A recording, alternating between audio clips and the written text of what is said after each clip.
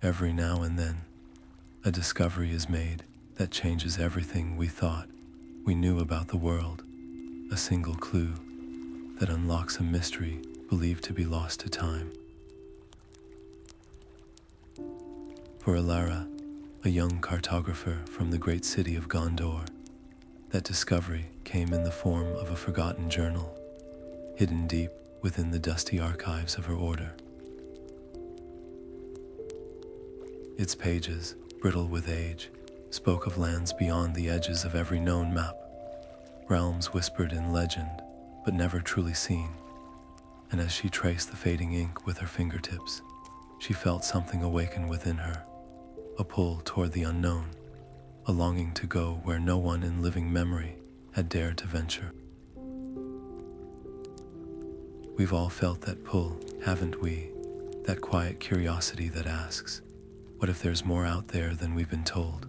Wherever you are right now, whether you're listening under the midday sun or late in the evening as the world grows quiet, we'd love to know what corner of the world you're joining us from and what time it is where you are. Let us know in the comments below. It's always wonderful to feel connected across distances, especially as we embark on a journey like this one, because this isn't just a story about maps and far-off places. It's a story about courage in the face of the unknown, about holding on to hope, even when others warn you to turn back. Alara's elders spoke of ancient dangers sleeping in those forgotten realms, terrors that had swallowed explorers whole. But sometimes, the greatest risk isn't in venturing into the dark, it's in never venturing at all. So join us as we follow Alara's footsteps, beyond the edges of the familiar, into a world of riddles, guardians, and wonders waiting just out of sight. This is a tale of cartography and courage, of secrets buried in ink and earth, and of one young woman who refused to let fear dictate her journey. By the end, you may find yourself looking at your own world, and the mysteries hidden within it, in a whole new light. Back in the archives, surrounded by towering shelves of maps and scrolls, Alara's mind was no longer on the dusty tomes of Gondor. It was out there, beyond the city walls, tracing the lines of that hidden journal. But a dream is not enough to cross wild lands. It requires preparation, and perhaps more importantly, it requires a guide. Her first task was practical, gathering supplies. She filled a sturdy pack with rolled parchment and vials of ink, dried travel bread, and a water skin, a warm cloak for mountain cold, and of course, the journal itself, carefully wrapped in oilskin to protect its precious, fading pages. Yet the most crucial item she sought wasn't something she could pack. It was trust. She needed someone who knew the wild ways, someone who could read the language of the land itself. And that led her to Kalin. Kalin was a ranger of few words and many scars, a man who trusted the feel of the earth under his boots more than any story written in ink. Elara found him at the edge of the training grounds, mending a worn leather strap with a focus that shut out the entire world. She approached him not with grand tales, but with a simple offer. She unrolled a copy she had made of the journal's key map, her finger tracing a potential route east, through passes known for rockfalls and sudden storms. She spoke not of magic or myth, but of practicality. She argued that these forgotten paths, if they were real, could offer safer passage for merchants, for messengers, for families seeking new homes beyond the crowded cities. She appealed not to his sense of wonder, but to his deep-seated duty to protect those who travel in the wild. Kalin listened, his expression unreadable, but his silence was more telling than any refusal. When he finally spoke, His voice was a low rumble of skepticism. He had walked every league of the Misty Mountains' foothills, he said. He had slept under their shadows and tracked game through their valleys. He knew their secrets, and he was certain no such unseen lands existed on the other side. To him, the journal was likely the fanciful work of some long-dead scholar who had never left the comfort of a library. A beautiful story, but a dangerous one to believe. The world was harsh enough without chasing whispers, he warned her. Yet, something in Alara's earnest conviction, in the meticulous detail of her copied maps, gave him pause. He saw not a starry-eyed dreamer, but a determined cartographer who understood the weight of the task. His pragmatism warred with a reluctant curiosity. What if, against all odds, she was right? What if there was a safer way? And so, with a heavy sigh that spoke volumes of his doubt, he agreed, not for glory, and not for some unseen kingdom, but for the slim chance that this young woman, with her ancient book, might actually find a way to make the wilderness just a little less wild for everyone else.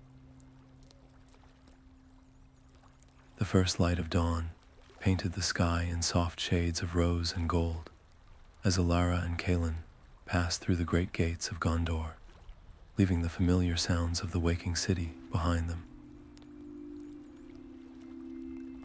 The air was cool and carried the scent of dew on grass, a clean, promising smell that seemed to fuel their first steps into the unknown. Alara carried the weight of her pack with a sense of purpose, her fingers occasionally brushing against the oilskin-wrapped journal secured within it. Kalin moved with the quiet, efficient grace of someone who belonged in the wild, his eyes constantly scanning the path ahead and the tree line beyond, a silent testament to his years of training. For the first few hours, the road was well-traveled and safe, a gentle slope leading toward the formidable wall of the Misty Mountains that dominated the eastern horizon. As the sun climbed higher, the well-worn path began to narrow, eventually giving way to a rougher track used mainly by hunters and herdsmen. This was where the journal's map truly began, its lines diverging from common knowledge. Elara would frequently stop to unroll the copied parchment, her brow furrowed in concentration as she matched the sketched landmarks to the world around them. A distinctive trio of leaning pine trees here, a rock formation shaped like a hound's head there.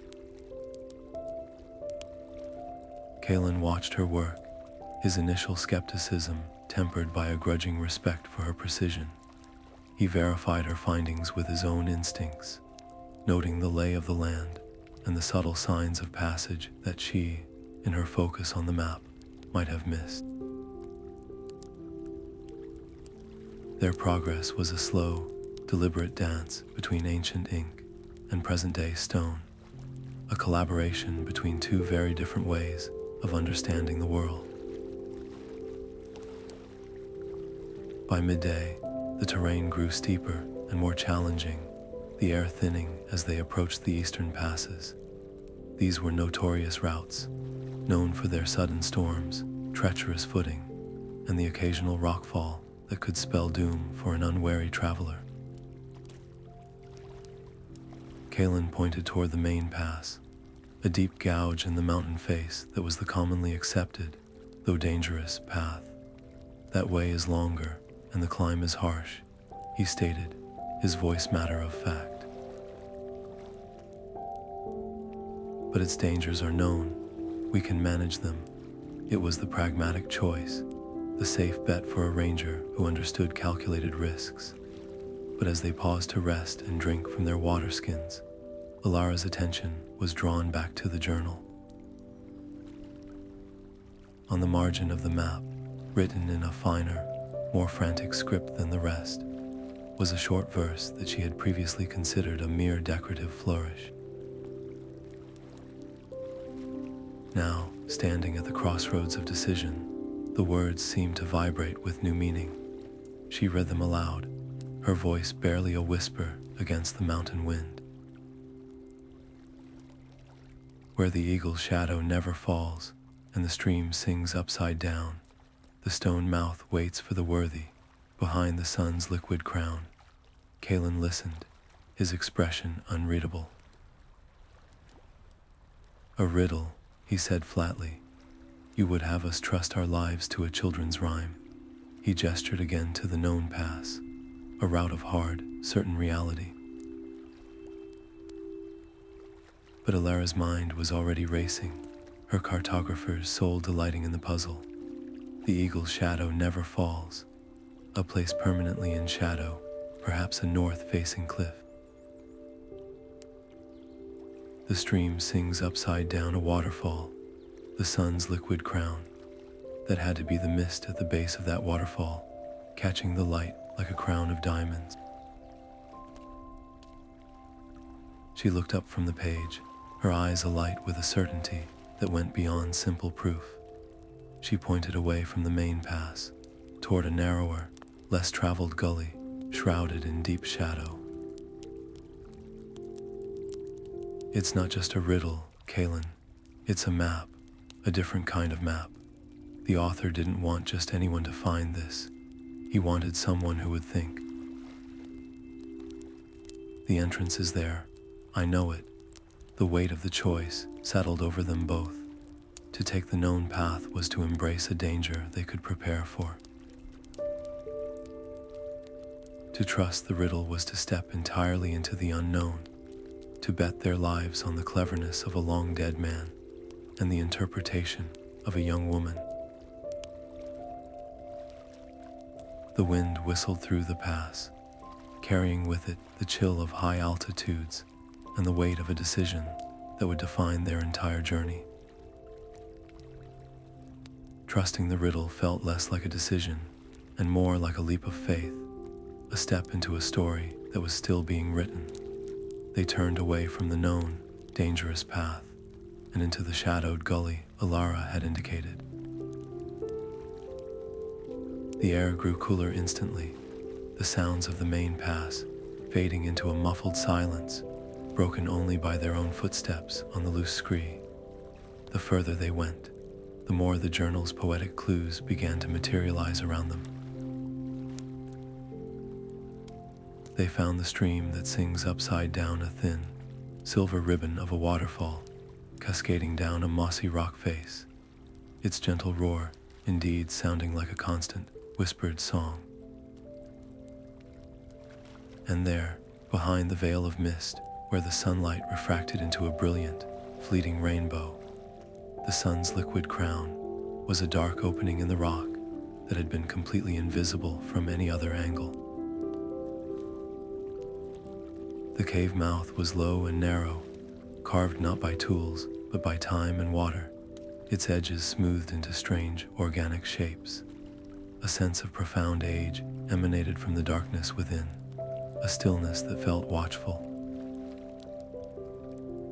Kalin drew his sword, the soft rasp of steel against leather unusually loud in the confined space. You first, he said to Alara, his voice low.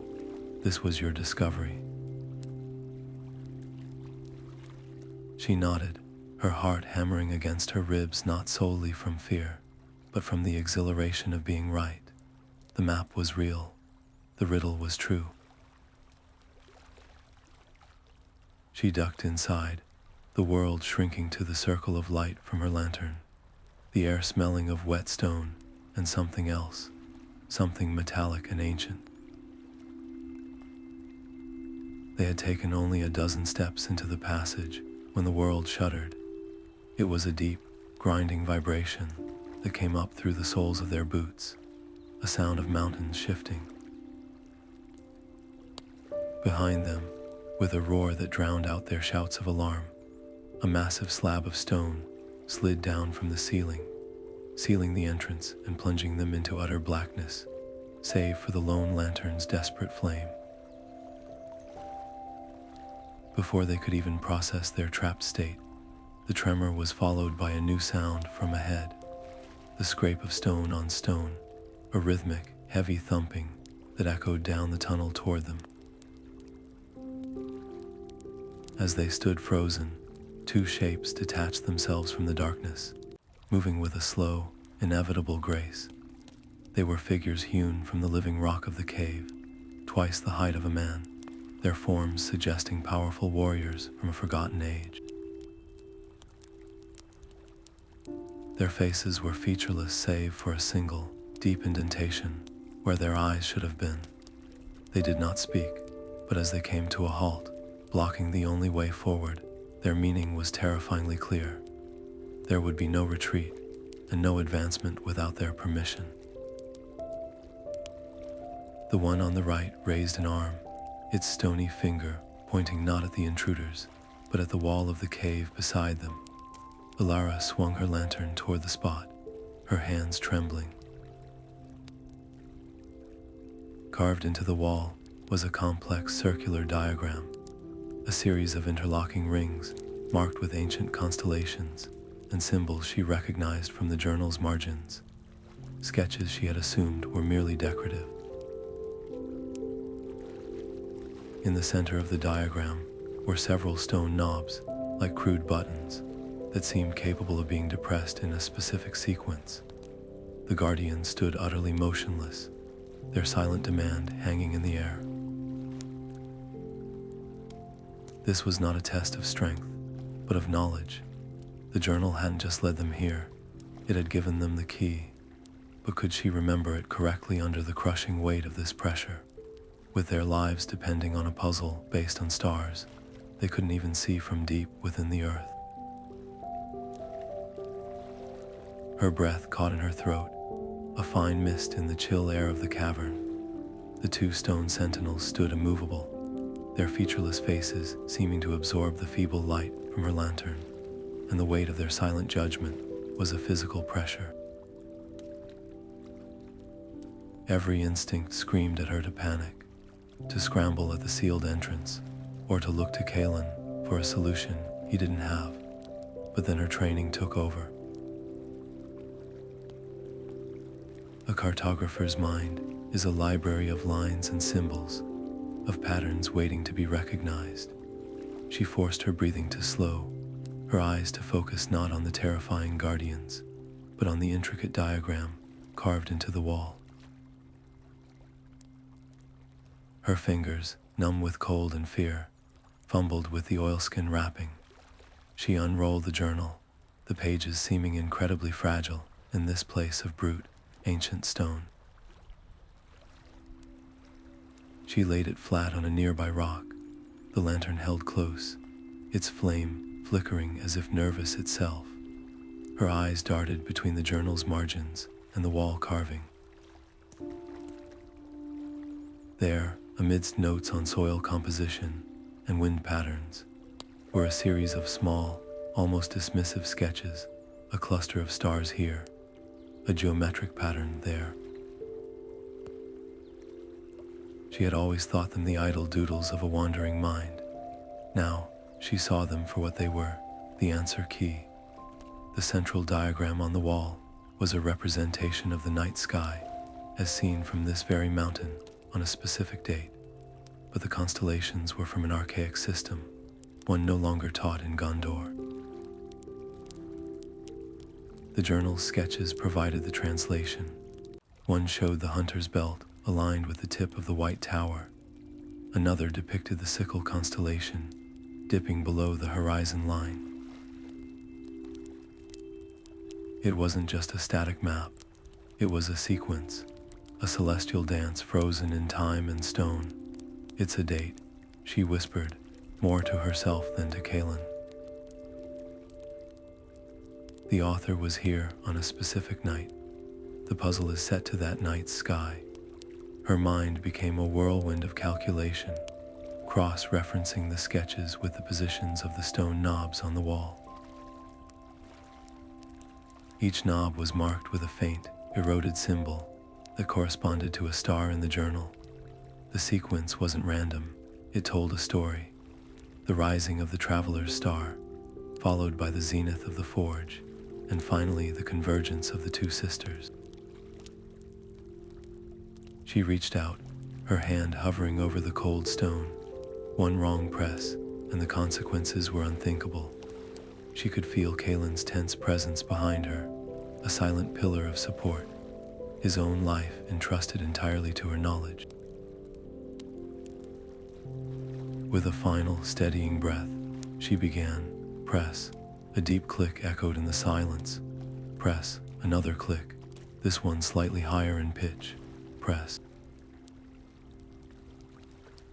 A final, resonant thud. For a heart-stopping moment, nothing happened. Then, with a sound like a great sigh of relief, the two stone guardians simply dissolved. They didn't shatter or fall. They seemed to melt back into the very walls of the cave from which they had emerged, becoming one with the rock once more, leaving only empty space and a faint scent of ozone behind. Simultaneously, a section of the wall to their right, which had appeared utterly seamless, slid sideways with a soft grinding noise, revealing a dark, downward sloping tunnel that smelled of still, old air. They were free, they could go forward. A wave of exhilaration so powerful, it made her dizzy washed over Alara. She had done it. She had deciphered the code. She had passed the test. She turned to Kalin, a triumphant smile beginning to form on her lips, but it died before it could fully bloom. The reality of what had just occurred settled over her, colder than the mountain air. This was merely the first gate, the first riddle set by a cartographer who had journeyed far deeper into this unknown than they had. The author had navigated these trials alone, with no one to watch his back, no companion to share the fear. He had faced this puzzle and countless others, recording the solutions not for his own glory, but as breadcrumbs for someone who might follow. The triumph curdled into a hollow feeling in the pit of her stomach. If this was the guardian of the threshold, what unimaginable challenges lay ahead in the heart of the unseen lands? What had he faced that he hadn't even dared to sketch? The journal in her hands felt suddenly heavier, not with the weight of paper and ink, but with the weight of a legacy she wasn't sure she was strong enough to uphold. Her confidence, so bright in certain moments before, flickered like the lantern flame, casting long, uncertain shadows on the walls of the tunnel that now awaited them. The tunnel they had unlocked did not lead them deeper into the mountain's cold heart, but instead, after a long and winding descent, it opened abruptly onto a breathtaking vista. One moment they were in enclosed darkness, the next they were blinking in the soft, green-tinged light of a vast, sunken valley. It was a world within a world, hidden from the skies above by a perpetual, gentle mist that curled around the peaks of the surrounding cliffs. The air was warm and carried the rich, loamy scent of fertile earth and blooming night flowers, a stark and welcome contrast to the sterile cold of the stone passages. Giant, bioluminescent fungi clustered at the bases of ancient, twisting trees, casting a soft, ethereal glow that supplemented the diffused sunlight, making it feel like they were walking through a permanent, magical twilight. They had barely taken a dozen steps into this sanctuary when they realized they were not alone. Figures emerged from the shadows between the great trees, moving with a silence that was more unnerving than any threat of violence. They were elves, but unlike any Elara had read about or imagined. Their clothing was woven from mosses and barks, designed to blend into the forest itself, and their eyes held a deep, watchful wariness that spoke of centuries spent in isolation. These were the Avari, the refusers, a people who had turned away from the great journeys of the Eldar in ages long past, choosing instead to remain hidden in the deepest, most secret places of Middle-earth. They did not raise weapons, but their posture was a clear and formidable barrier, their distrust a tangible force in the still air. An elder stepped forward, his face a map of fine lines, his hair the color of silver birch bark. He looked from Kalin's guarded stance to Alara's awestruck expression, and his voice, when he spoke, was like the rustle of dry leaves. You tread where you are not welcome. The outside world has brought us only grief. Speak your purpose, or return to the stone from which you came. His tone offered no compromise, only a promise of swift expulsion. Elara's heart sank. After all they had endured, to be turned away at the threshold of such wonder felt like a cruel joke. But then her eyes fell on the journal in her hands, and a spark of hope ignited. She slowly, carefully unwrapped it from its protective oilskin, holding it out not as a threat, but as an offering. We mean no harm, she said, her voice softer than she intended. We follow the path of another, a cartographer. We found his journal. The elder's stern expression did not change, but his gaze sharpened, focusing on the ancient, cracked leather of the book's cover. He took a slow step closer, his long fingers reaching out not for the journal, but to gently trace a specific symbol tooled into its spine. A symbol Alara had always assumed was merely a decorative star. A profound silence fell over the gathered Avari. The elder's hand withdrew, and he looked at Alara with an entirely new kind of intensity. The suspicion in his eyes now mingled with something akin to awe. You carry the work of Lyrian, he said, the name hanging in the air with the weight of legend. The map maker, he who walked unseen. He gestured for her to open the journal, and as she carefully turned the pages to the sketches of the stellar alignments from the cave, a murmur went through the small crowd. The elder's finger, now trembling slightly, pointed to a tiny, almost hidden drawing in the corner of one page, a depiction of a great, shadowy beast with eyes of void, being driven back by a figure holding aloft a lantern that emitted not light, but intricate, glowing lines that looked like a map.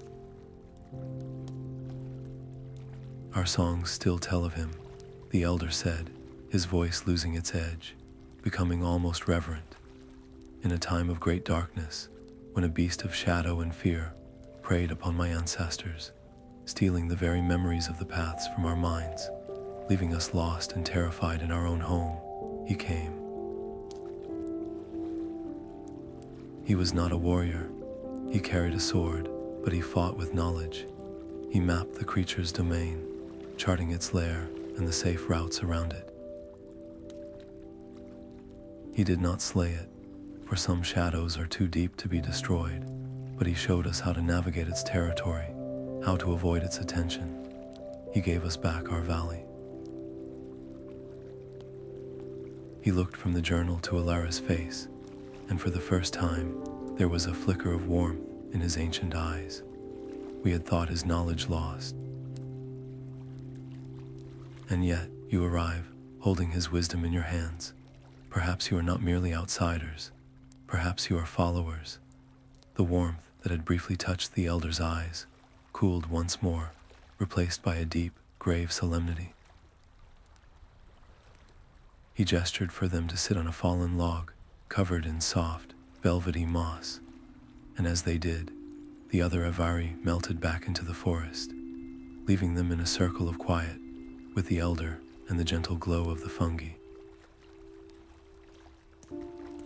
You carry Lyrian's hope, he began, his voice low and measured, but you must also carry his caution. The valley you have found is but the antechamber. Beyond these trees, the land changes. It becomes less solid. The unseen lands are not unseen because they are hidden by distance or mountain, but because they are protected by a magic as old as the earth itself, a magic that feeds on the mind. He leaned forward, and the bioluminescent light cast deep shadows across the lines of his face, making him look ancient and terribly wise. The further you go, the more the land will reflect what you carry inside you. It conjures illusions spun from your own deepest fears, your regrets, your secret shames. A man who fears drowning will hear the rush of a torrent where there is only dry rock. A woman haunted by loss will see the faces of the departed in the shifting mist. These are not mere tricks of the light. They have substance. They can lead you into chasms, off cliffs, into bogs that will not let go. They have driven strong warriors to madness, leaving them to wander until they perish of thirst, forever pursued by phantoms of their own creation. Many have ventured past our borders with courage in their hearts. None have returned. The path is a tomb for the unwary. Alara felt a cold knot tighten in her stomach, her earlier confidence now feeling foolishly naive. She had prepared for physical dangers, wild animals, treacherous terrain, even ancient traps. But how does one prepare for an enemy that wears the face of one's own mind? She glanced at Kalin and saw her own dread reflected in his eyes, his usual pragmatic stoicism replaced by a deep, personal unease. What fears would that land pull from a ranger who had likely seen so much death and failure in the wild? Seeing their apprehension, the elder did not offer empty comfort. Instead, he stood and moved to the base of a massive, twisting tree whose bark seemed to be inlaid with veins of soft light. From a hollow concealed behind a curtain of hanging vines, he retrieved an object wrapped in a cloth of woven spider silk. He returned and carefully unfolded it, revealing a lantern. But it was like no lantern they had ever seen. Its frame was forged from a dark, polished wood that seemed to drink the light, and its panes were not glass, but sheets of a crystalline, milky quartz that pulsed with a gentle, internal rhythm, like a sleeping heartbeat. It held no candle, no oil, no obvious source of flame. This was a gift from Lyrian, the elder said, his voice hushed with reverence, a tool of his craft. He called it the lantern of true form. It does not cast light to push back the darkness of the world, but to push back the darkness within it. When lit by a willing heart, its glow does not illuminate what is there, but reveals what is truly there. It will show you the path that exists beneath the illusion, the solid ground beneath the phantom swamp. It can guide you where eyes and ears will betray you. He extended the lantern toward them, but then his hands paused, holding it just out of reach. His gaze, now sharp and bargaining, moved from Alara to Kalin and back again. This is not a gift given lightly. It is a piece of our history, our protection. To take it is to accept a burden. We have remained here, safe in this valley, for generations, but our world has grown small. The fear of the illusions has become a cage. We wish to travel again, to visit the sacred groves and star-watching peaks that lie deep within the unseen lands, places we have only known through the songs of our ancestors. But we cannot. The way is lost to us, swallowed by fear and magic. He placed the lantern in Alara's hands. It was lighter than it looked and warm to the touch. Take it, use it to navigate the illusions, but in return, you must do for us what Lyrian once did. You must map the true paths, chart a safe route through the terror, not for your own glory, but for ours.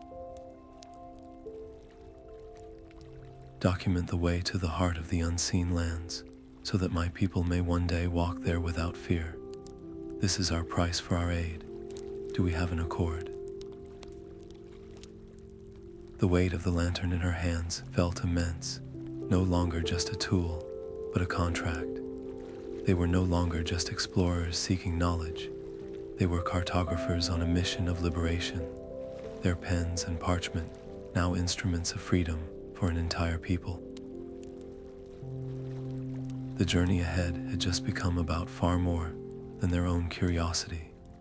The lantern of true form felt both impossibly light and immeasurably heavy in Alara's grip as they stepped beyond the borders of the Avari sanctuary. The transition was not marked by a fence or a wall, but by a subtle shift in the air itself, a thickening, a sense of pressure against the eardrums, like descending into deep water. The vibrant, glowing life of the hidden valley gave way to a forest of immense, gnarled trees whose bark was the color of old bone. The light from the perpetual mist above faded, leaving the woods submerged in a deep, gloomy twilight. And then the whispers began. At first, they were so faint Alara thought it was the wind sighing through the high branches, but there was no wind. The air was perfectly, unnervingly still. The whispers grew, not in volume, but in clarity, forming a chaotic chorus of half-heard words and fragmented phrases, just on the edge of understanding. They seemed to come from everywhere and nowhere at once, swirling around them like a psychic fog. Lost, one would sigh from behind a tree, turn back. Another would murmur from right beside Alara's ear, making her jump. The very path under their feet seemed to waver when she looked at it directly, the solid ground appearing for a moment like a treacherous bog before snapping back to reality. This was the magic the elder had warned them of.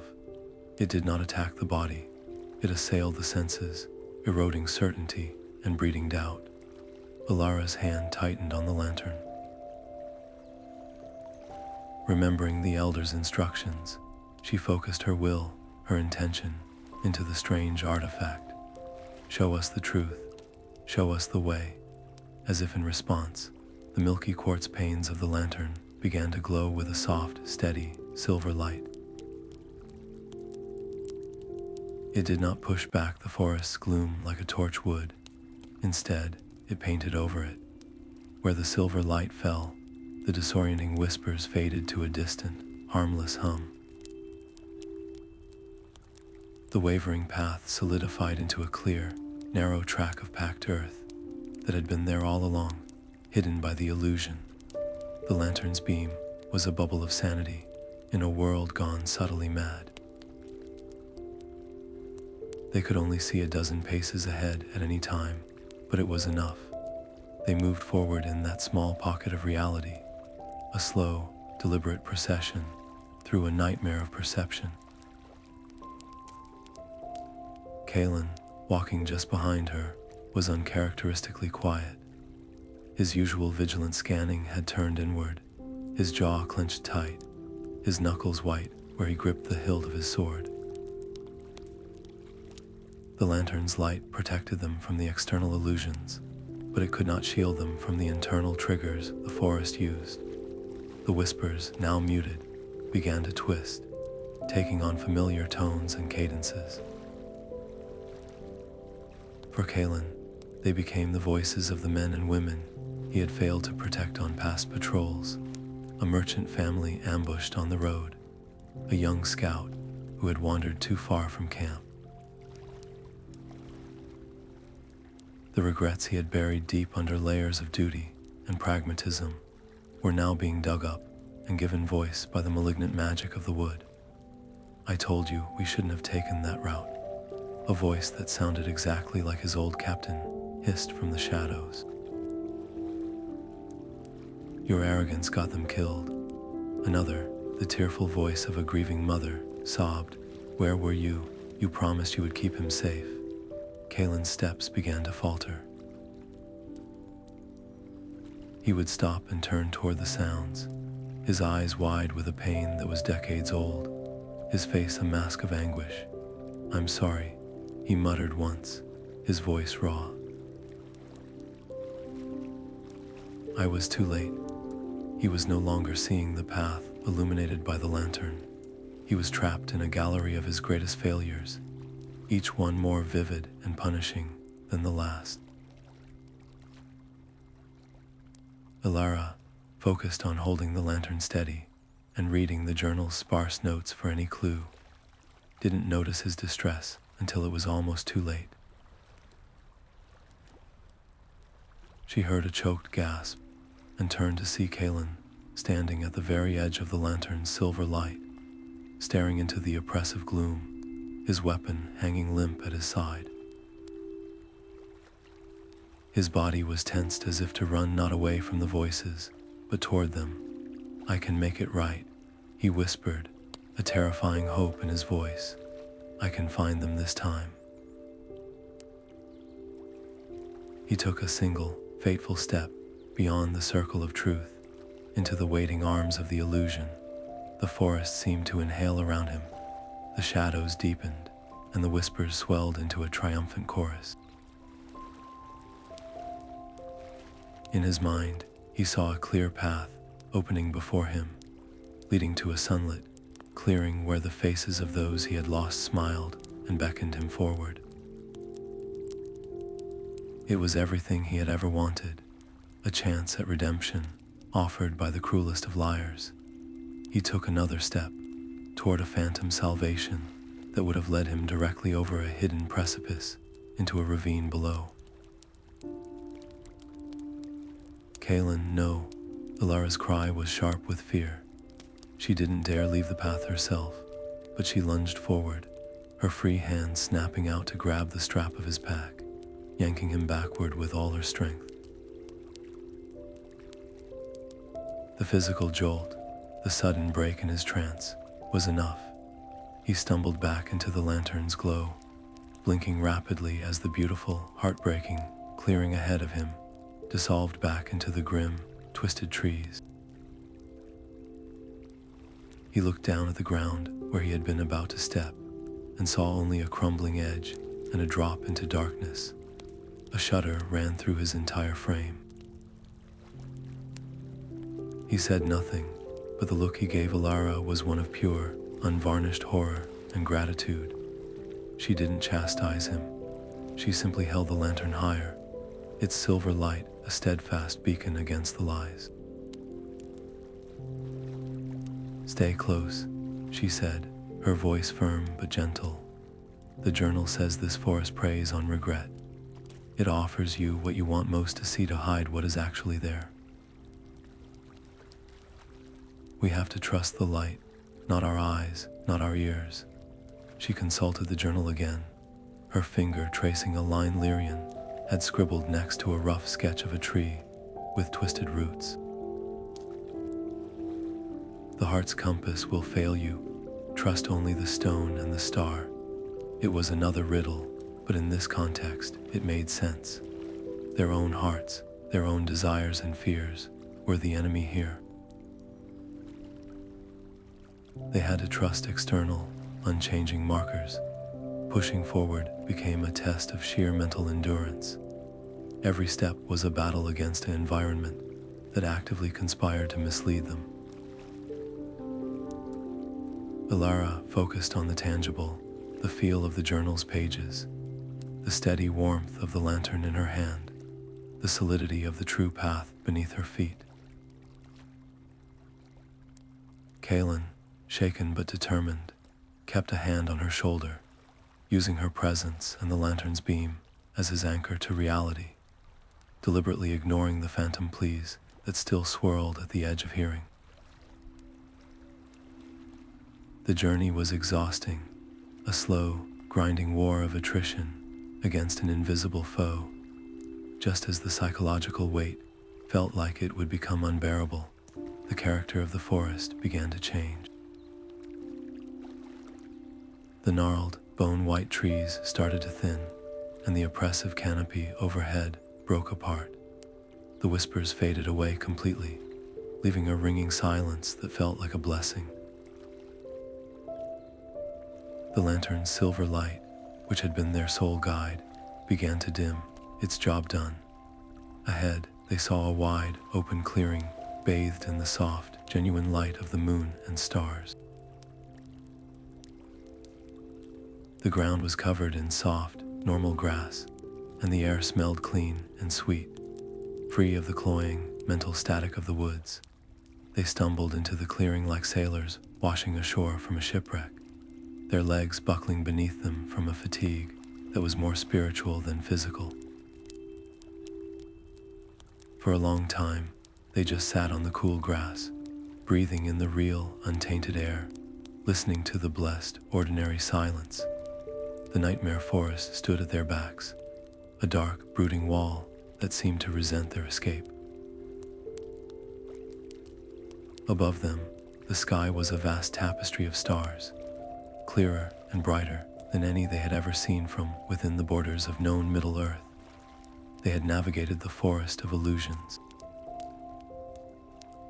They had survived its psychological gauntlet, and as they looked up at the unfamiliar constellations, they knew the journey was far from over. This clearing was not a destination. It was a respite, a quiet moment of hard-won peace in the heart of the unknown. The clearing was a sanctuary of silence after the psychological cacophony of the forest, a place where the very air felt lighter and easier to breathe.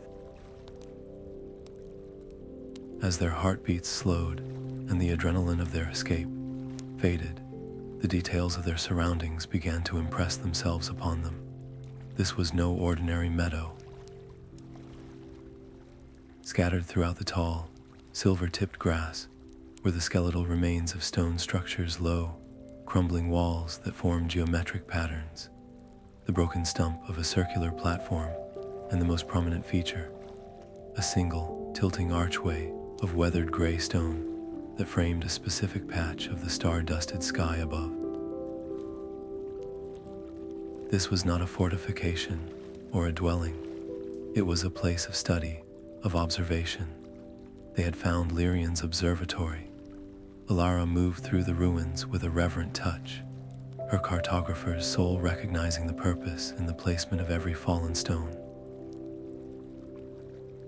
She ran her fingers along the edge of the main platform, feeling the precise grooves carved into its surface, shallow channels that radiated out from a central point like spokes on a wheel, each one aligned with a cardinal direction or a significant celestial event. He didn't just pass through here, she whispered, her voice full of awe. He stayed, he studied. This was one of his bases. The realization was profound. They were no longer just following a trail of breadcrumbs. They were walking in the footsteps of the master himself, standing in his workshop, her excitement mounting. She carefully unwrapped the journal once more. In the clear moonlight, the pages seemed to come alive. Sections that had previously seemed like abstract notes or random sketches now made perfect sense. Here was a detailed diagram of the very archway she stood beside, with annotations about its alignment with the rising of a star, the Avari called the Wayfinder. There, on another page, was a complex chart mapping the movements of constellations she had never seen from Gondor, each one meticulously labeled and dated. Lyrian hadn't just been a traveler, he had been a scientist, an astronomer cartographer who understood that to map the earth, one first had to understand the heavens that hung above it. Kalin, ever practical, used the time to scout the perimeter of the clearing, ensuring they were truly safe and that the forest's illusions held no sway here. He found a small, spring-fed pool of fresh water and the remains of a fire pit, its stones blackened by ancient flames. He lived here for a time, Kalin observed, his tone respectful. The solitary nature of Lyrian's mission seemed to resonate with the ranger, a testament to a different kind of strength. But it was when Alara turned to a page near the middle of the journal that her breath caught in her throat. The left page was filled with one of Lyrian's most beautiful and intricate star charts, a swirling map of the night sky above the observatory. On the right page, however, was a much rougher, more urgent-looking sketch. It depicted a vast, flat expanse of land, choked with reeds and sickly-looking vapors, under a sky empty of stars. A single, precarious path was drawn snaking through it, and written beside it, in handwriting that seemed rushed and strained, was the label, the Mire of Echoes. Beneath that, in even smaller script, was a warning. Here, the sky has no answers, the water lies, trust only the silent stone. Alara's eyes darted from the journal to the landscape ahead, beyond the safety of the clearing. The ground indeed began to slope downward, and the clean air began to carry a faint, damp, and rotten smell. The cheerful sounds of crickets from the meadow were replaced by an unsettling, absolute quiet. She understood now. The observatory was a pivot point in Lyrian's journey. It was the last place of clear, celestial certainty. Beyond it, the rules of navigation changed entirely. The next leg of their journey wouldn't be guided by the steadfast stars above, but through a treacherous wetland where the very environment deceived the senses. The Mire of Echoes wasn't just a physical obstacle. It was the antithesis of the ordered, predictable cosmos Lyrian had charted from this very ruin.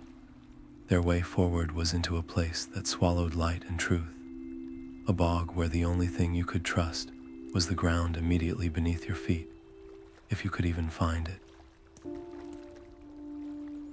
The clean, star-watched air of the observatory clearing felt like a distant memory as they took their first steps into the Mire of Echoes. The solid ground of the slope gave way to a spongy, unstable turf that sucked at their boots with a soft, wet sound. A thick, pearlescent mist rose from the ground, clinging to their clothes and skin with a clammy chill, and the vibrant greens of the world were replaced by a monochrome palette of dull grays, sickly yellows, and the deep, ominous black of stagnant water. The most immediate change, however, was the silence. It was a heavy, suffocating blanket that seemed to absorb all sound, making their own breathing seem unnaturally loud.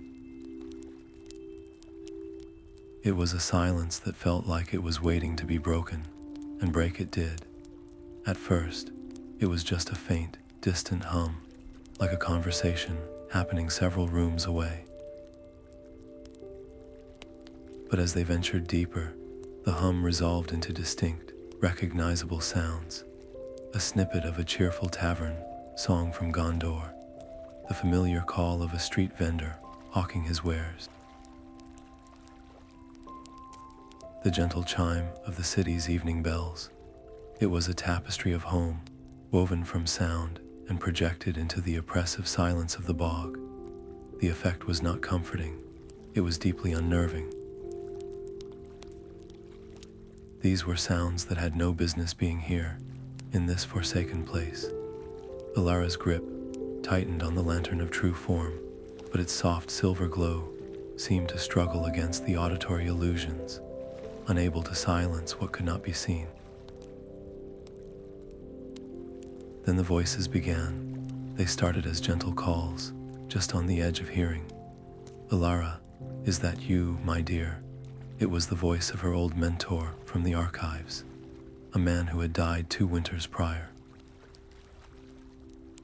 His tone was warm, concerned. "You've been gone so long. The new maps have arrived from the southern reaches. Don't you want to see them? The voice was so perfect, so exactly him, that it sent a physical pang of longing through her. She faltered for a step, her head turning slightly toward the sound before she caught herself, clamping her jaw shut. "It's not real," she chanted inwardly, forcing her eyes forward. "The water lies. Trust only the silent stone." She focused on the feel of the journal in her satchel, a tangible anchor to a real mission. For Kalin, the assault was far more personal and far more vicious. The mire seemed to have sifted through the regrets it had tasted in the forest and found the most potent one of all. A clear, young voice rang out, sweet and bright with excitement. "Kalin, brother, you came. I knew you would find me."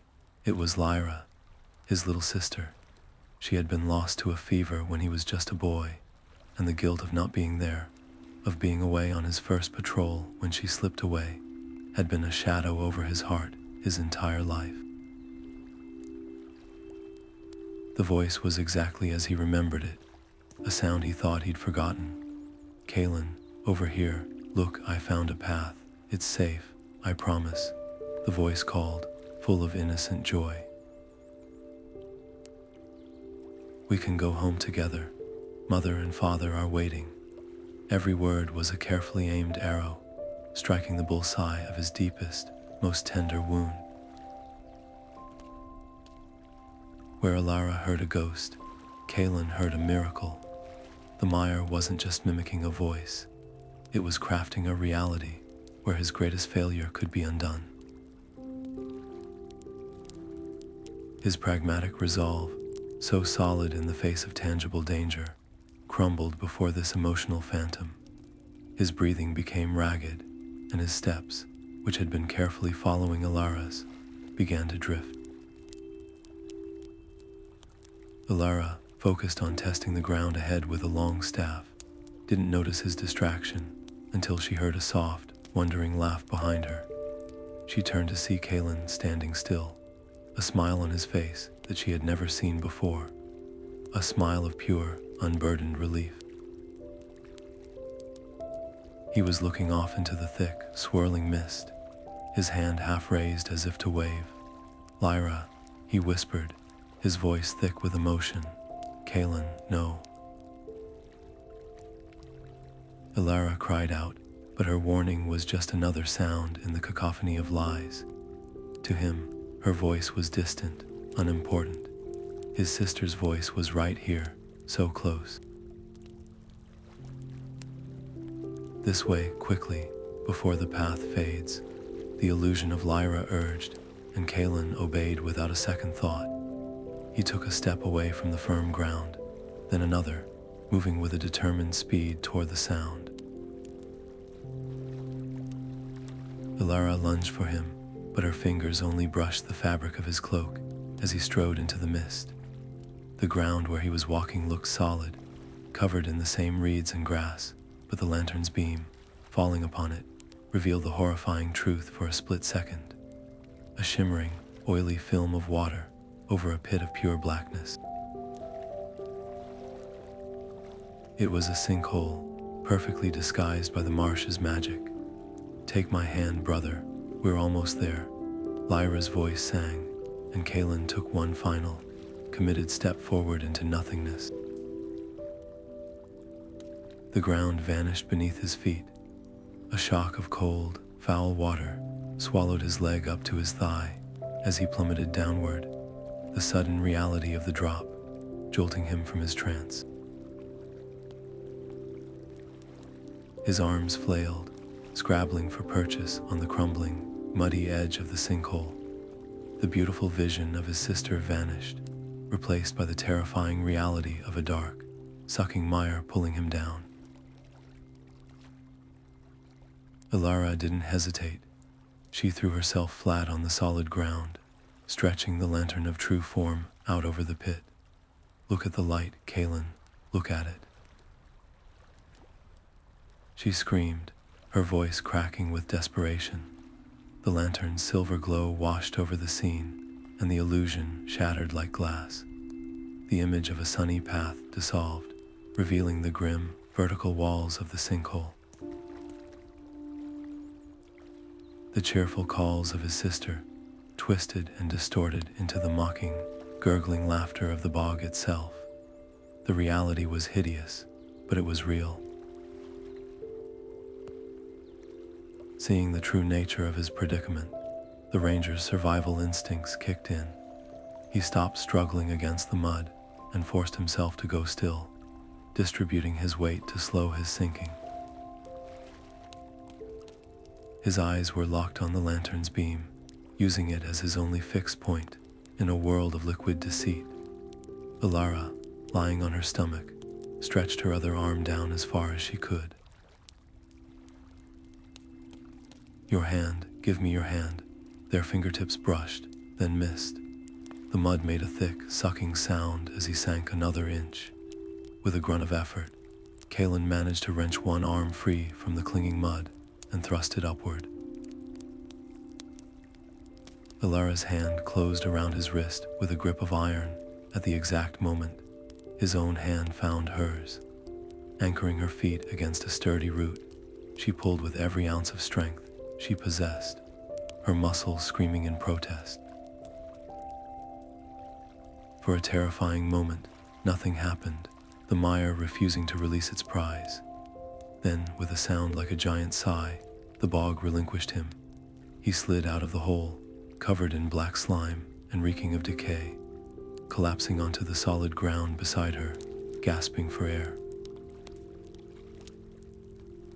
They lay there for a long time, side by side on the safe earth, the lantern between them casting its unwavering light. The false voices had fallen silent, the marsh's cruel game having been exposed. The only sounds were their ragged breathing and the quiet, sinister lap of water in the sinkhole. Kalin said nothing. He didn't need to. The raw, haunted look in his eyes, the tremble in his hands as he wiped the mud from his face, spoke more eloquently than any words could. The Mire of Echoes had not threatened his body.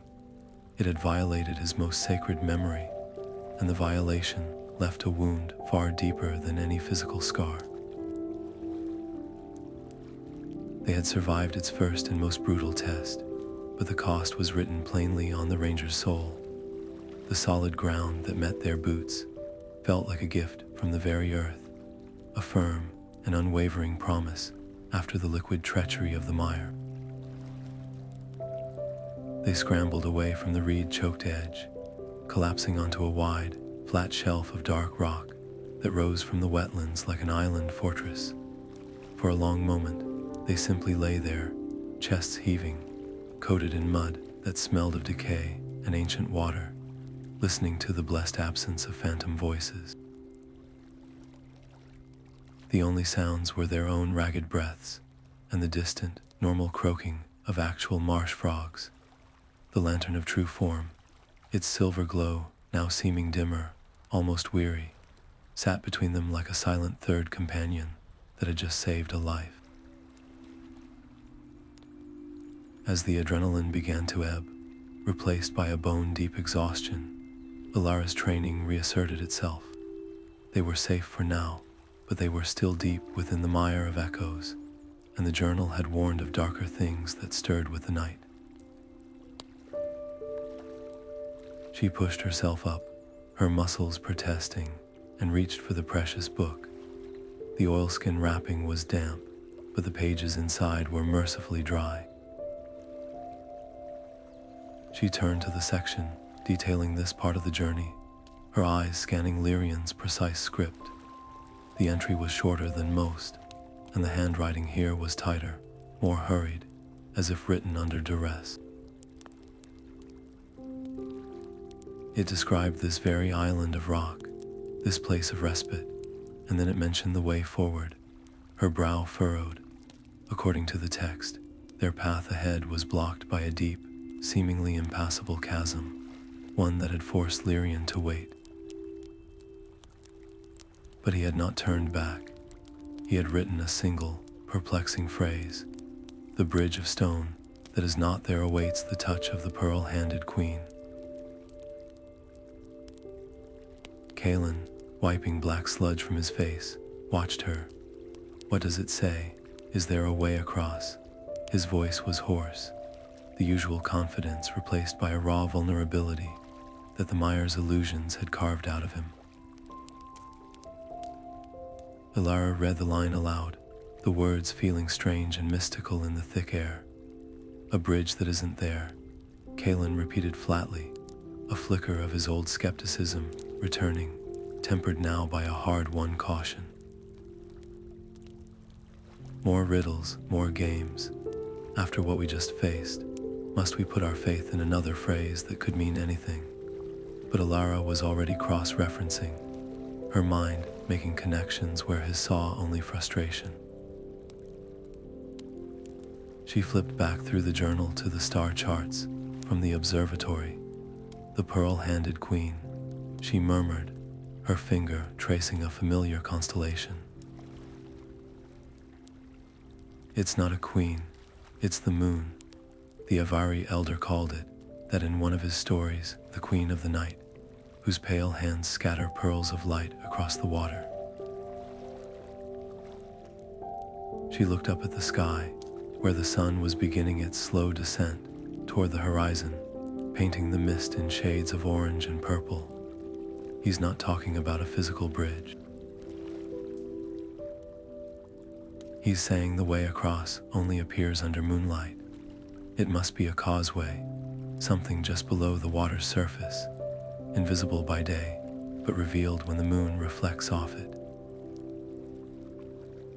The deduction was brilliant, a leap of intuitive understanding that fused cartography with poetry, yet it came with a terrible cost: time. They would have to wait. And waiting here, on this exposed island of rock, as dusk crept over the most treacherous wetland they had ever encountered, was a nerve-shredding prospect. The journal's following entry was a stark warning, underlined twice. "The mire wakes when the sun sleeps. The echoes are the least of its children. Do not be caught on the water when darkness falls." So they prepared. There would be no fire, nothing to attract attention. They used precious fresh water from their skins to clean the worst of the muck from their clothes and gear, knowing that the smell alone could draw unwanted attention. They ate a cold, quiet meal of travel bread and dried fruit, their backs to each other so they could watch both approaches to their rocky island.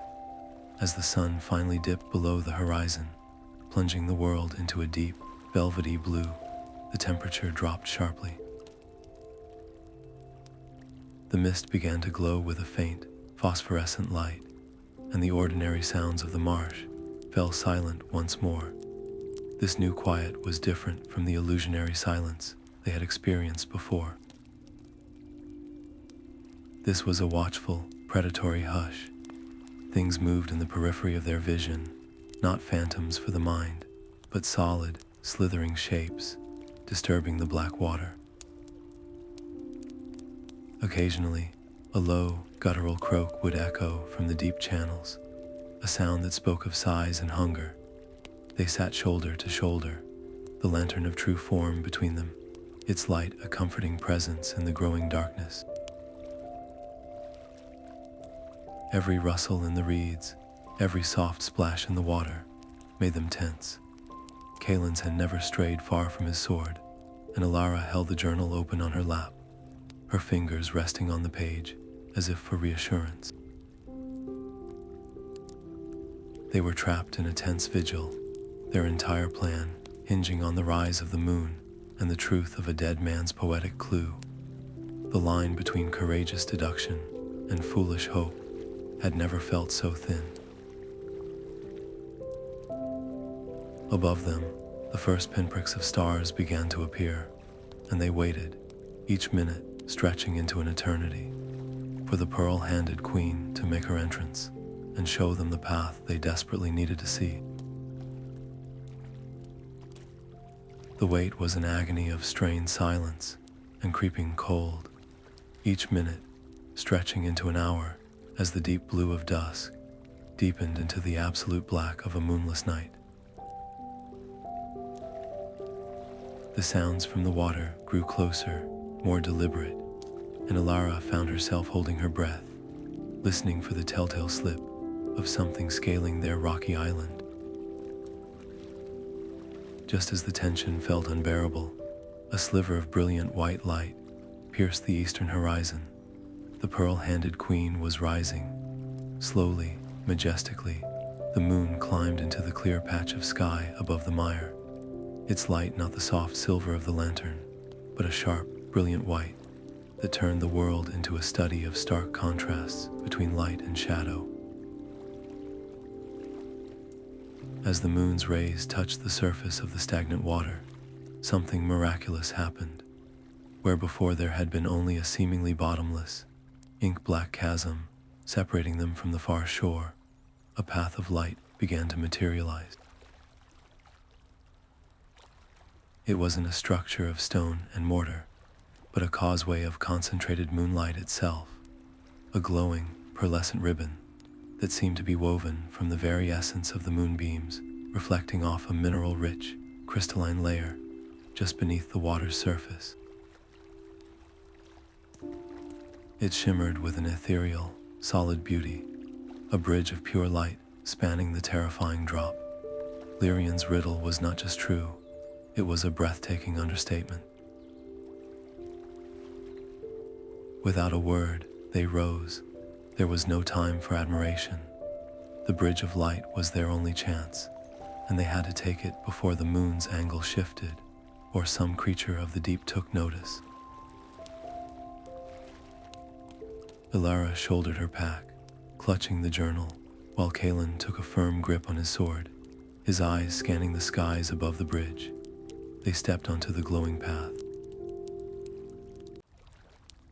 It felt strangely solid underfoot, though it hummed with a gentle, vibrational energy, as if they were walking on a frozen bolt of lightning. Their progress was swift, driven by the primal need to get off the exposed, magical span. They were halfway across when the air around them changed.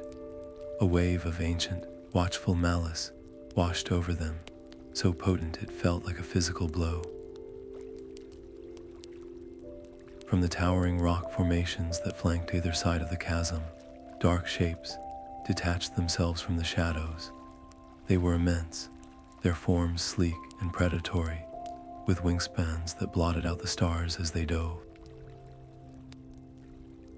They moved with a silent, terrifying grace, their outlines suggesting giant bats or pterodactyls, but twisted and refined by an ageless magic. Their eyes were not eyes, but pits of deeper darkness that seemed to drink the moonlight, and their claws were like shards of polished obsidian. These were the guardians Lyrian had hinted at, the eternal sentinels of the moon bridge. Kalin's sword was in his hand in an instant, but the first swing that met a diving shadow passed through it as if it were made of smoke and cold air, the force of the blow nearly throwing him off balance. A guttural, scraping laugh echoed inside their minds, not through their ears. Weapons were useless here. This was not a battle of steel, but of intellect. Another shadow dove, this one raking its insubstantial claws through Kalin's arm. There was no cut, no blood, but a wave of debilitating cold and despair shot through him, sapping his strength and his will to fight. The attack was on the spirit, not the body. Alara, frozen for a heartbeat, watched another guardian tuck its wings and plummet directly toward her. In that moment of sheer panic, her mind latched onto a single, desperate observation. As the creature dove, it banked slightly, and for a split second, the brilliant surface of the moon bridge was reflected in the impossible darkness of its eye. The creature flinched, veering away with a shriek of psychic displeasure. It wasn't the moonlight itself they feared. It was its reflection.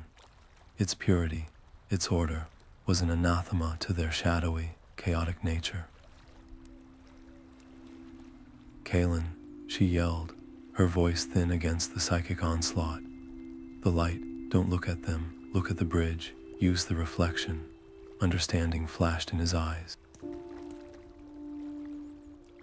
He dropped into a low crouch, angling the broad, polished flat of his sword blade, not toward the creatures, but down toward the glowing surface of the causeway.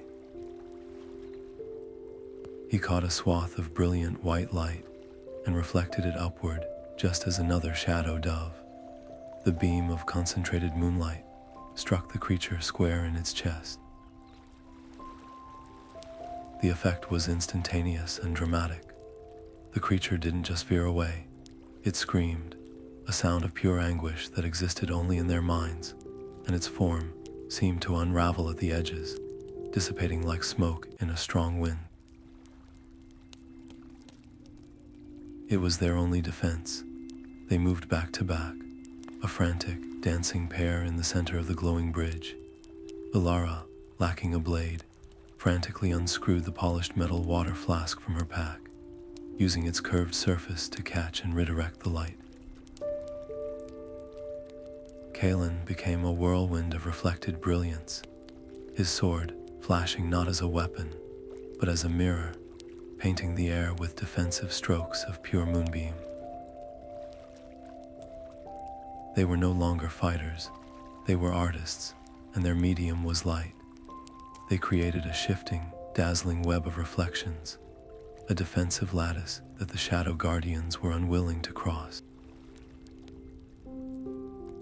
The creatures swarmed and shrieked in frustrated fury, diving again and again, only to be repelled by the very essence of the bridge they were sworn to protect.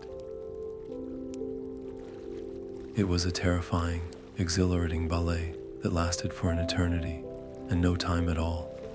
Slowly, painstakingly, they continued their advance across the span. Their world shrunk to the next reflection, the next dodge, the next step toward the far side. The Guardians' attacks became less frequent, their psychic screams fading to frustrated snarls as the two intruders proved annoyingly ingenious. Finally, with one last, desperate lunge, Elara and Kalin stumbled off the shimmering causeway and onto the solid, welcome dirt of the far bank. They collapsed, gasping, as the moon bridge behind them continued to glow, untroubled and beautiful. The winged shadows circled once more, then melted back into the rock face, from whence they came, the ancient magic satisfied that the bridge's sanctity had been upheld. They had crossed not by force, but by cleverness, using the Guardian's own power against them in a battle of wits, under the watchful eye of the pearl-handed queen. The solid earth of the far bank felt more precious than gold beneath their knees as they gasped for air, the adrenaline from their moonlit battle still singing in their veins. Before them, the landscape rose sharply into a cliff face of seamless, dark rock, a stark and seemingly final barrier. But set into that imposing wall was a sight that made Alara's heart leap. It was a door, but not one made by any hands she could recognize. It was a monolithic slab of a single, polished black stone, standing twice the height of a man, and covered from edge to edge in a breathtaking, intricate carving of the night sky. Constellations she had only just begun to learn from Lyrian's journal were etched there in precise, deep lines. Each star point a small depression that seemed to hold a tiny fragment of captured starlight. The door was magnificent, a cartographer's dream, and a lock of impossible complexity. There were no handles, no keyholes, no visible hinges. It was a puzzle waiting for the right key, and Alara knew with a certainty that vibrated in her very bones that the key was in her hands. She unrolled the journal with a reverence that bordered on prayer, her fingers carefully turning to the most detailed of the star charts from the observatory clearing. The air around the door hummed with a low, subaudible thrum, a sensation of ancient, patient power waiting to be properly addressed.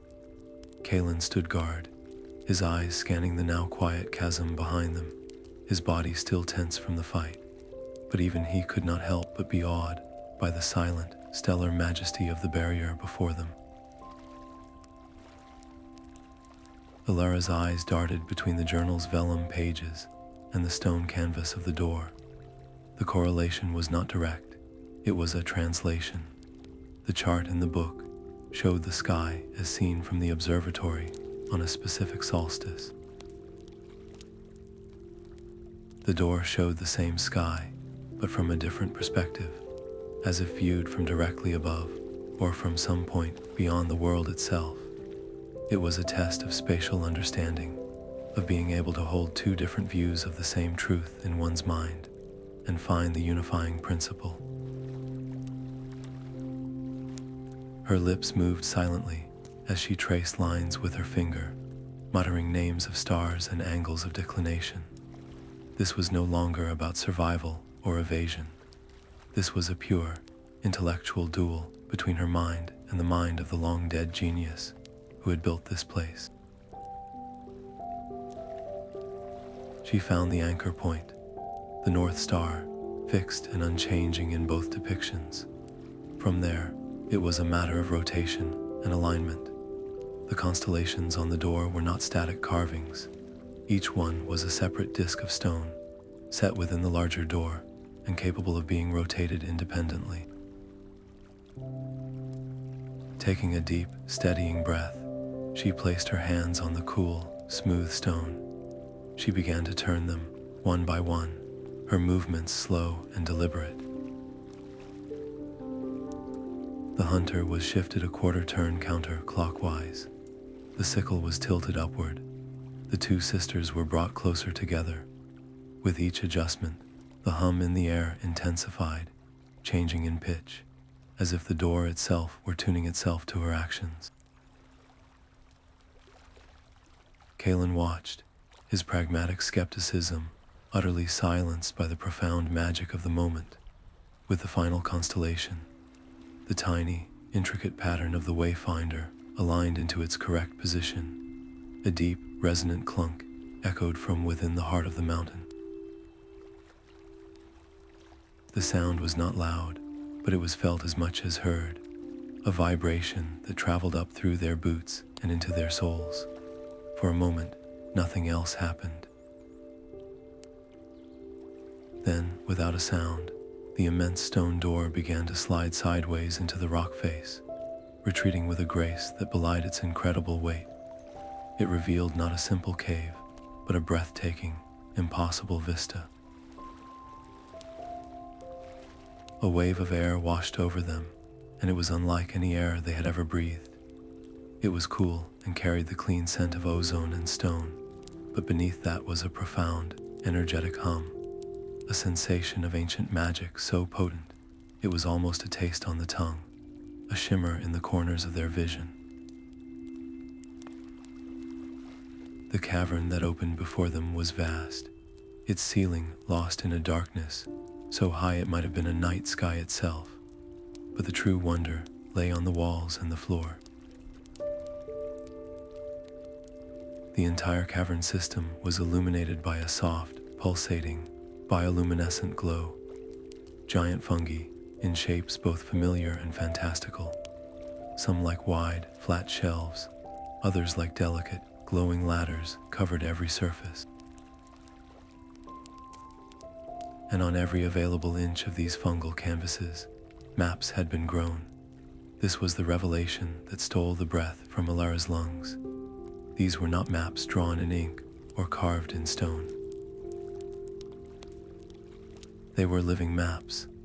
The glowing mycelium of the fungi had been guided, cultivated, to trace the precise topography of the unseen lands. Rivers of a softer blue light flowed between ranges of mushrooms that glowed with a pale yellow hue, representing mountains. Forests were depicted in intricate, web-like patterns of emerald green. It was a living, breathing, glowing atlas of the entire realm they had been struggling to navigate, a masterpiece of biocartography on a scale she could never have imagined. This was Lyrian's ultimate archive, his life's work not recorded on dead parchment, but living and breathing in the silent, magical dark of the mountain. They had not just found a hiding place, they had found the beating heart of the mystery itself. The air inside the cavern was still and cool, carrying the faint, earthy scent of moss and ancient stone, a stark contrast to the electric hum of magic that had greeted them at the door.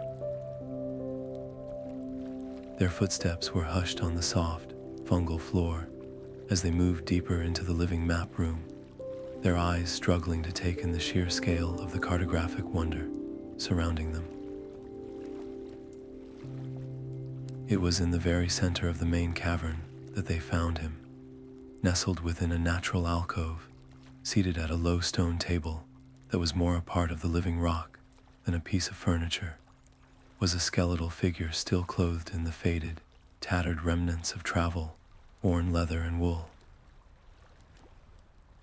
One bony hand rested gently on the table's surface, its fingers curled as if still holding a stylus. The other lay across a spread of parchment, the final, half-finished maps of Lyrian, the mapmaker. The scene was not one of violent demise, but of peaceful exhaustion. He had not fallen in battle or been taken by surprise. He had simply worked until there was no more of him left to give. The table and the ground around him were a testament to that final, fervent push. Scrolls and loose sheets of vellum were scattered about, some filled with his precise, elegant script and detailed sketches, others bearing only frantic, incomplete lines that trailed off into nothingness. A small, rusted ink pot sat, dried and empty beside him, its well long since exhausted. Alara approached with a reverence usually reserved for holy sites, her heart hammering against her ribs not with fear, but with an overwhelming sense of pilgrimage. This was the man whose words had been her guide, whose genius had built the very path they had walked, and here, at the end of his journey, he had simply stopped. Kalin hung back, his hand resting on his sword hilt, a respectful silence in his posture as he gave Alara this moment. She slowly knelt before the ancient cartographer's remains, her eyes scanning the papers nearest his hand. The maps were breathtakingly detailed, depicting regions of the unseen lands they had not yet seen. A canyon of singing crystals, a forest of glass trees, a lake that reflected not the sky, but the past. But overlaying these beautiful depictions, scrawled in a hastier, more desperate hand across the margins, and even directly onto the drawn terrain, were warnings. The same phrase appeared again and again, sometimes underlined once, sometimes 3 times with such force the quill had torn the parchment. Beware the sleeping heart. Do not wake the heart. The cost of its awakening is the land itself. One note, written on a torn scrap, tucked under his arm, was more specific, its letters shaky. The energy is not for the taking. It is the anchor, the keystone. To harness it is to unravel the seam. The maps must show the way around, not the way in. I fear others will come seeking not understanding, but power. They must be stopped. The work is not finished. Alara's breath caught in her throat. This was no longer just an adventure or a scholarly pursuit. Lyrian had died protecting something, guarding a secret so potent its misuse could cause catastrophe. He hadn't just been mapping, he had been building a warning system. A profound and powerful connection settled over her, a sense of purpose so intense it felt like a physical weight on her shoulders. Looking from the worried scrawl on the parchment to the peaceful repose of the skeleton, she understood the true nature of his unfinished mission. It wasn't about filling in blank spaces on a page for glory or knowledge alone. It was about stewardship. It was about completing the safeguard he had devoted his life, and ultimately his death, to creating. The journal she carried was not merely a guidebook. It was a baton being passed across the centuries. Without conscious thought, her hand rose and she placed her fingertips gently on the dry, ancient bone of his wrist, a silent gesture of recognition and acceptance. "I understand," she whispered into the silent, humming air of the cavern. "Your work will be finished. I will make the map that protects it." It was a vow made not to a skull, but to the spirit of the man who had charted the impossible, a solemn promise from one cartographer to another that his greatest fear would not come to pass. The profound sense of connection and purpose that had settled over Alara was abruptly broken by the sound of parchment being snatched from the stone table. Kalin stood beside her, his face pale and grim in the fungal glow, his eyes scanning the frantic warnings Lyrian had scrawled across his final maps. The ranger's usual stoicism had been replaced by a stark, visceral alarm. "Alara, look at this," he said, his voice low and tight, holding up a page where the phrase "catastrophic consequences" was underlined so heavily the ink had bled through the vellum. "This isn't a suggestion, it's a prophecy." He didn't just stop working, he was stopped by the sheer danger of what he was documenting. He thrust another note toward her, his finger tapping on a specific passage. "The energy is not for the taking. It is the anchor, the keystone." An anchor for what? A keystone to what? He doesn't say, because he clearly didn't fully understand it himself. "And this, to unravel the seam." What does that even mean? A seam in the world? Is that a metaphor, or is he being literal? Kalin's pragmatism, forged in a world of tangible risks like rock falls and wolf packs, recoiled from this vague, apocalyptic language. "Your ambition is to finish his map. I understand that. It's a noble goal, but his final, most urgent ambition was to warn us away from a mistake he believed could shatter this entire land. We have to listen to that." Elara felt the beautiful, solemn vow she had just made begin to curdle under the cold water of his caution. A flush of frustration rose in her cheeks. "I am listening to him, Kalin. That's precisely what I'm doing." He said the work wasn't finished. He feared others would come for power. Don't you see? By leaving it half done, he's left it vulnerable. If someone like Gorwin finds this place, they won't care about the warnings. They'll see the energy source, this sleeping heart, and they'll try to take it precisely because they don't understand the consequences. The only way to protect it is to complete his work, to map it so thoroughly that its nature and its dangers are made clear to everyone. A complete map is a shield, not a key. It's a key if it shows someone how to find it. Kalin shot back, his own frustration mounting. He gestured wildly at the living, glowing maps on the walls. "This is all a magnificent warning sign, Alara. A giant "Here be dragons" written in light and fungus. Your plan is to draw a detailed diagram of the dragon's lair, including the best way to sneak past its claws and pull a tooth. You're not making a shield, you're making a treasure map for the very exploiters Lyrian feared. His voice softened slightly, edged with genuine concern. What if your map is the thing that leads to the catastrophe? What if, in your desire to honor him, you accidentally complete the very mistake he died trying to prevent? The question hung in the humming air between them, a devastating possibility that struck at the very core of Alara's intentions. It was the cartographer's greatest nightmare, that their work, crafted with care and precision, could be used for destruction. She looked from Kalin's worried face to the skeletal remains of the man who had dedicated his life to this place, and felt the first true seeds of doubt take root.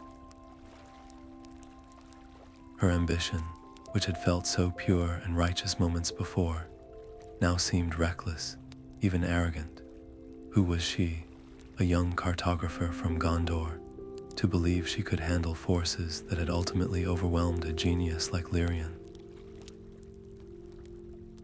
The tension in the cavern was a physical thing, thick and heavy. It was no longer a simple disagreement over direction. It was a fundamental clash of philosophies forged in their very different lives. Alara, shaped by archives and the belief that knowledge was an inherent good, that a thing understood was a thing that could be protected. Kalin, shaped by the wilderness and the hard truth that some knowledge was a burden, that some paths were better left untraveled because the cost of a single misstep was annihilation.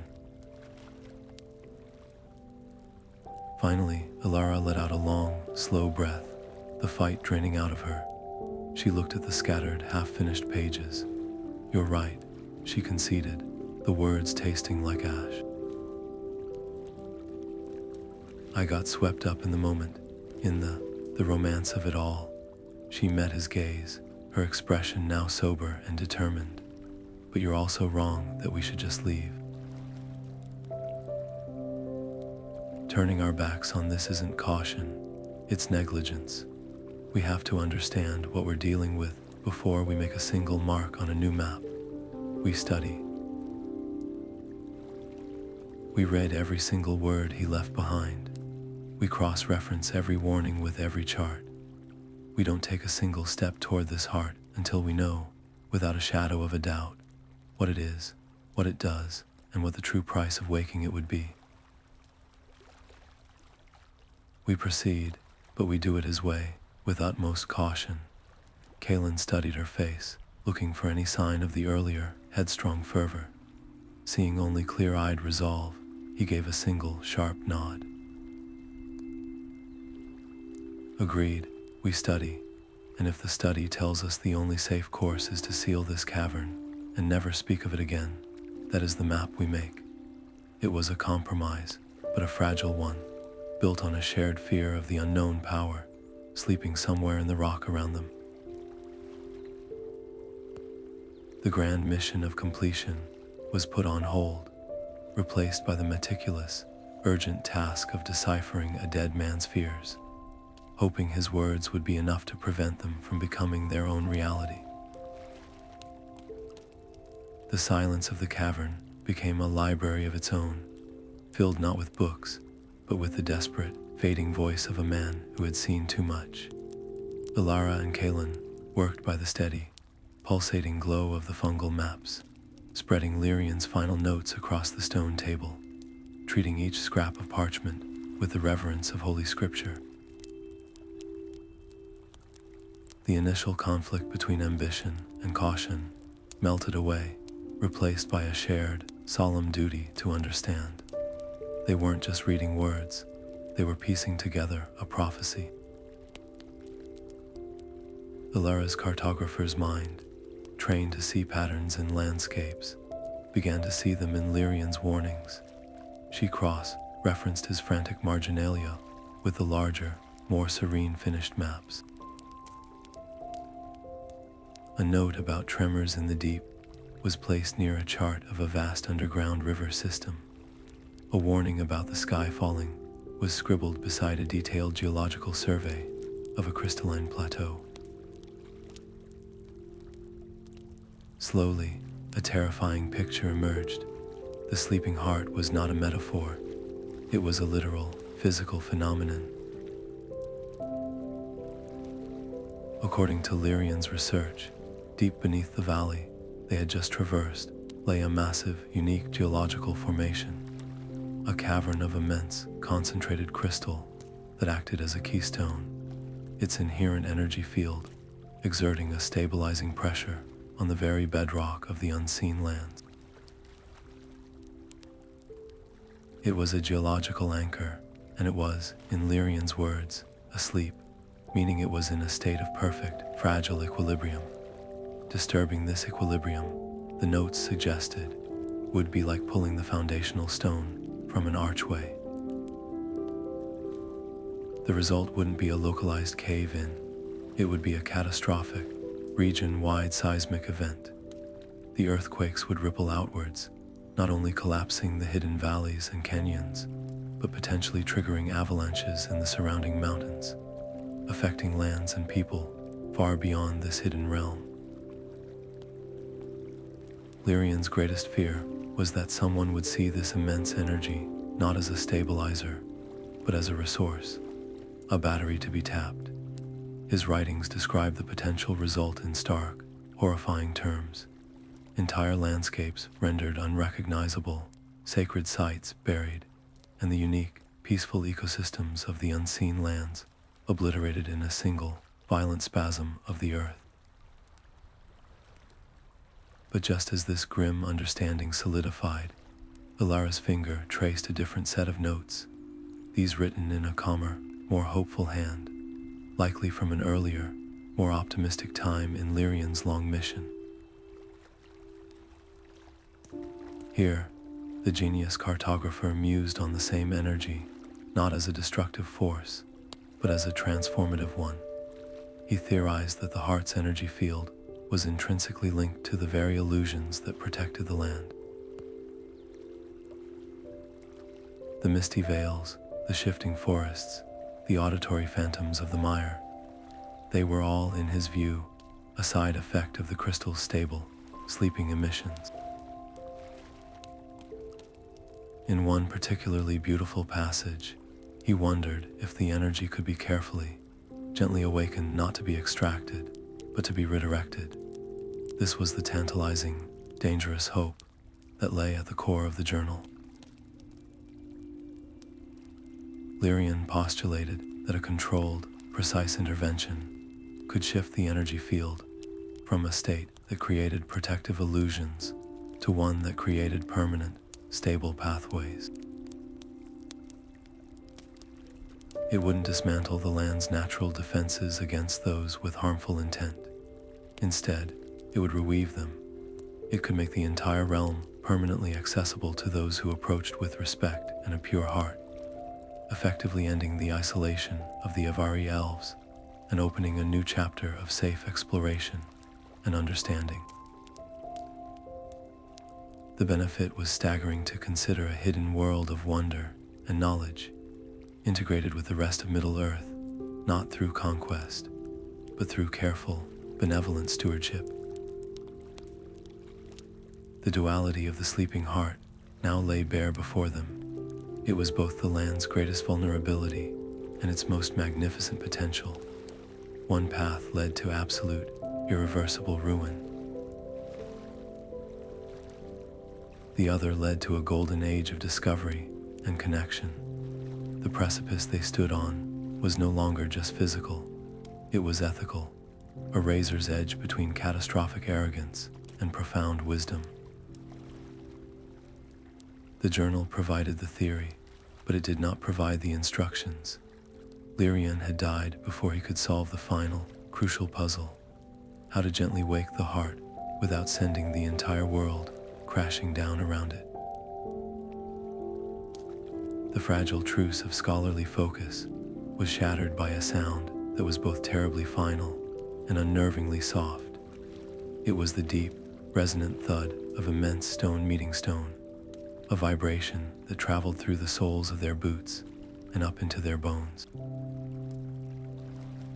They spun around, their hearts leaping into their throats.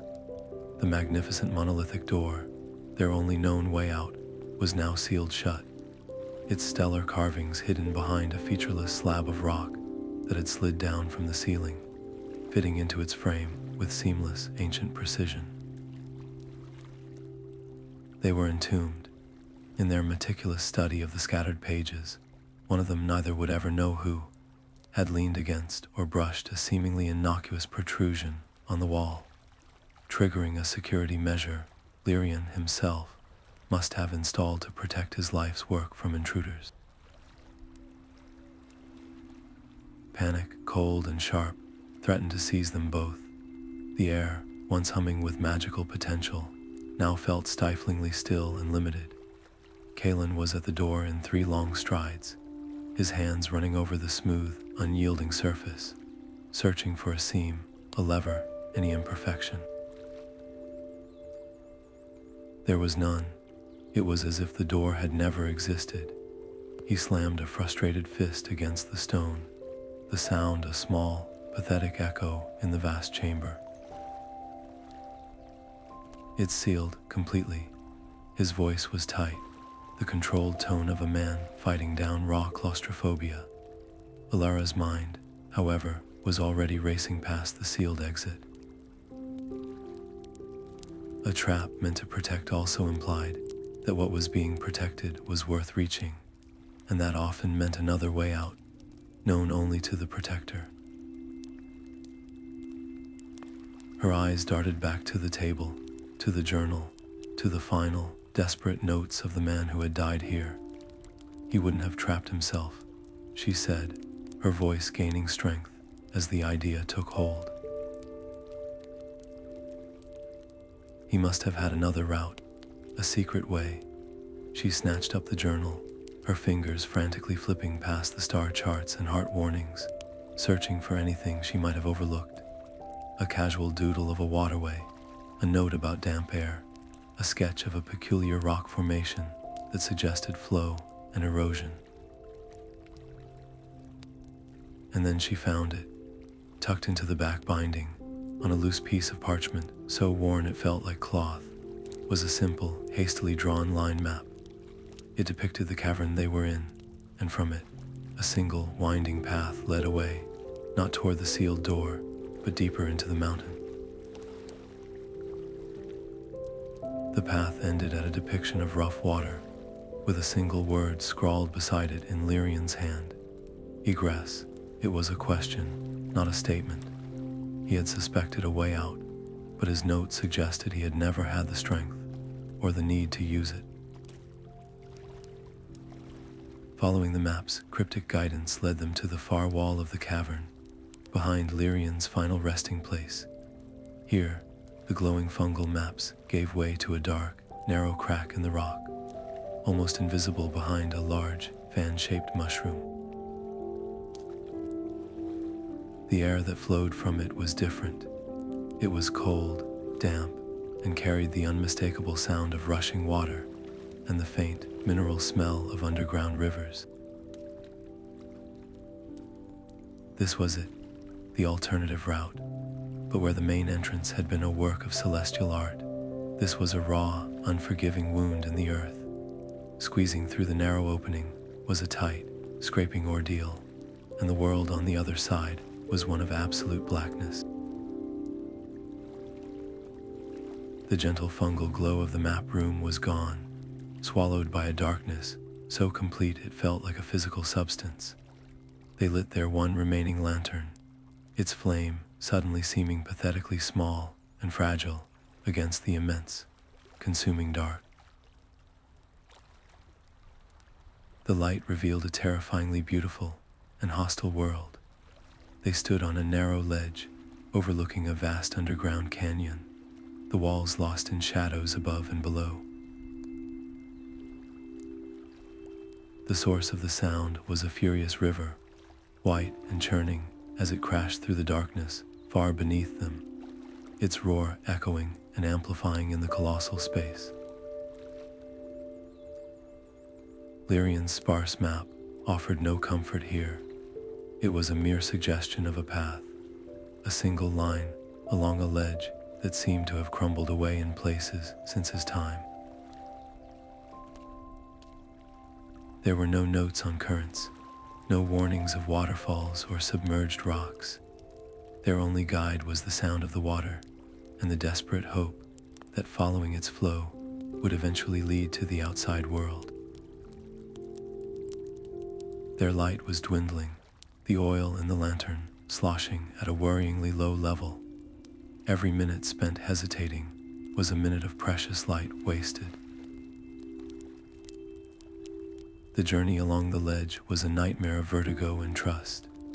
They had to move in single file, their backs pressed against the cold, wet rock, their feet shuffling along a shelf that was sometimes a foot wide, sometimes barely a hand's breadth.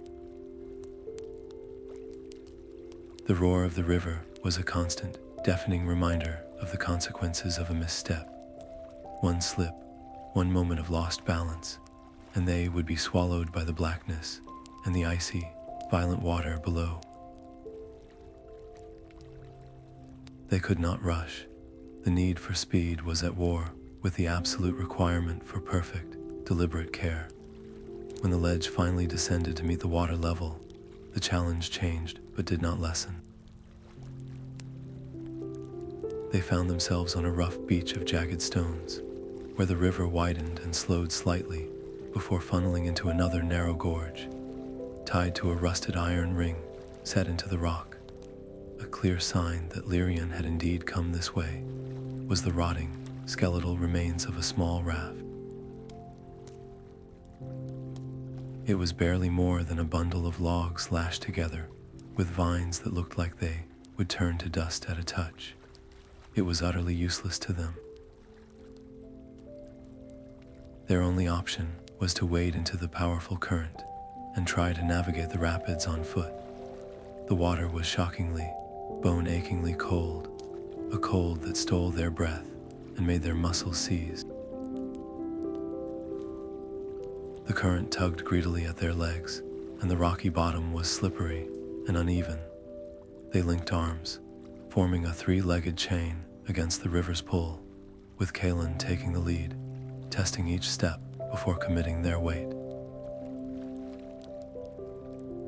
The journal was now sealed in its oilskin and tucked inside Alara's tunic, a precious, dry lump against her pounding heart, utterly useless for navigating the immediate, physical danger of the roaring dark. They were reduced to their most primal selves. Their world shrunk to the next step, the next breath, the next few feet of lantern light on the churning, foam-flecked water. They were no longer scholars or explorers. They were survivors in the belly of the earth, fighting for every inch toward a hope of daylight they could only pray was ahead. The roar of the underground river faded behind them, replaced by a profound, almost sacred silence as they stumbled out of the mountain's dark throat and into a world reborn. The air that filled their lungs was impossibly clean and sweet, thick with the scent of blooming flowers and rich, damp earth. Sunlight, real and warm, dappled through a canopy of trees whose leaves were a shade of silver blue they had never seen, shimmering like liquid metal in the gentle breeze. This was no mere valley. It was a sanctuary, a pocket of the world preserved in a bubble of untouched time, humming with a peace so deep it felt like a physical presence. After the claustrophobic darkness of the caves and the adrenal terror of the river, the sheer, vibrant serenity of the place was almost overwhelming. They stood for a long moment, simply breathing, letting the warmth seep into their chilled bones, their eyes struggling to adjust to the brilliant, verdant light. And then they saw the inhabitants. Moving through the groves of silver-leaf trees were creatures of such delicate beauty that Alara's hand instinctively went to her heart. They were slender, six-legged beings, their hides a mosaic of iridescent, shifting colors that changed from pearl to amethyst as they moved. They grazed not on grass, but on the glowing pollen of large, trumpet-shaped flowers, their movements slow and graceful, utterly devoid of fear. High above, in the branches of trees that seemed to grow crystal-like fruits, small, furred creatures with wide, intelligent eyes chittered softly, their songs a complex, melodic language. There were no predators here, no struggle, no sharp teeth or defensive thorns. It was an ecosystem built on harmony, a living testament to a world that had forgotten the concept of violence. Elara felt tears well in her eyes, not of sadness, but of sheer, overwhelming wonder at the pristine beauty of it all. This was what Lyrian had died to protect. Kalin, ever the pragmatist, felt the same awe, but his ranger's instincts were already scanning for practicalities: fresh water, potential shelter, edible plants. His eyes followed the course of a clear, slow-moving stream that sparkled over colored stones, and it was there that his sense of peace shattered. There, pressed into the soft mud of the bank, was a boot print.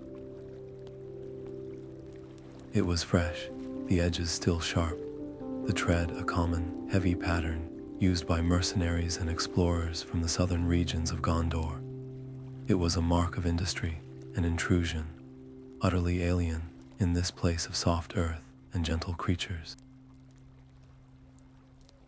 A cold dread, entirely separate from the mountain's chill, began to creep up his spine.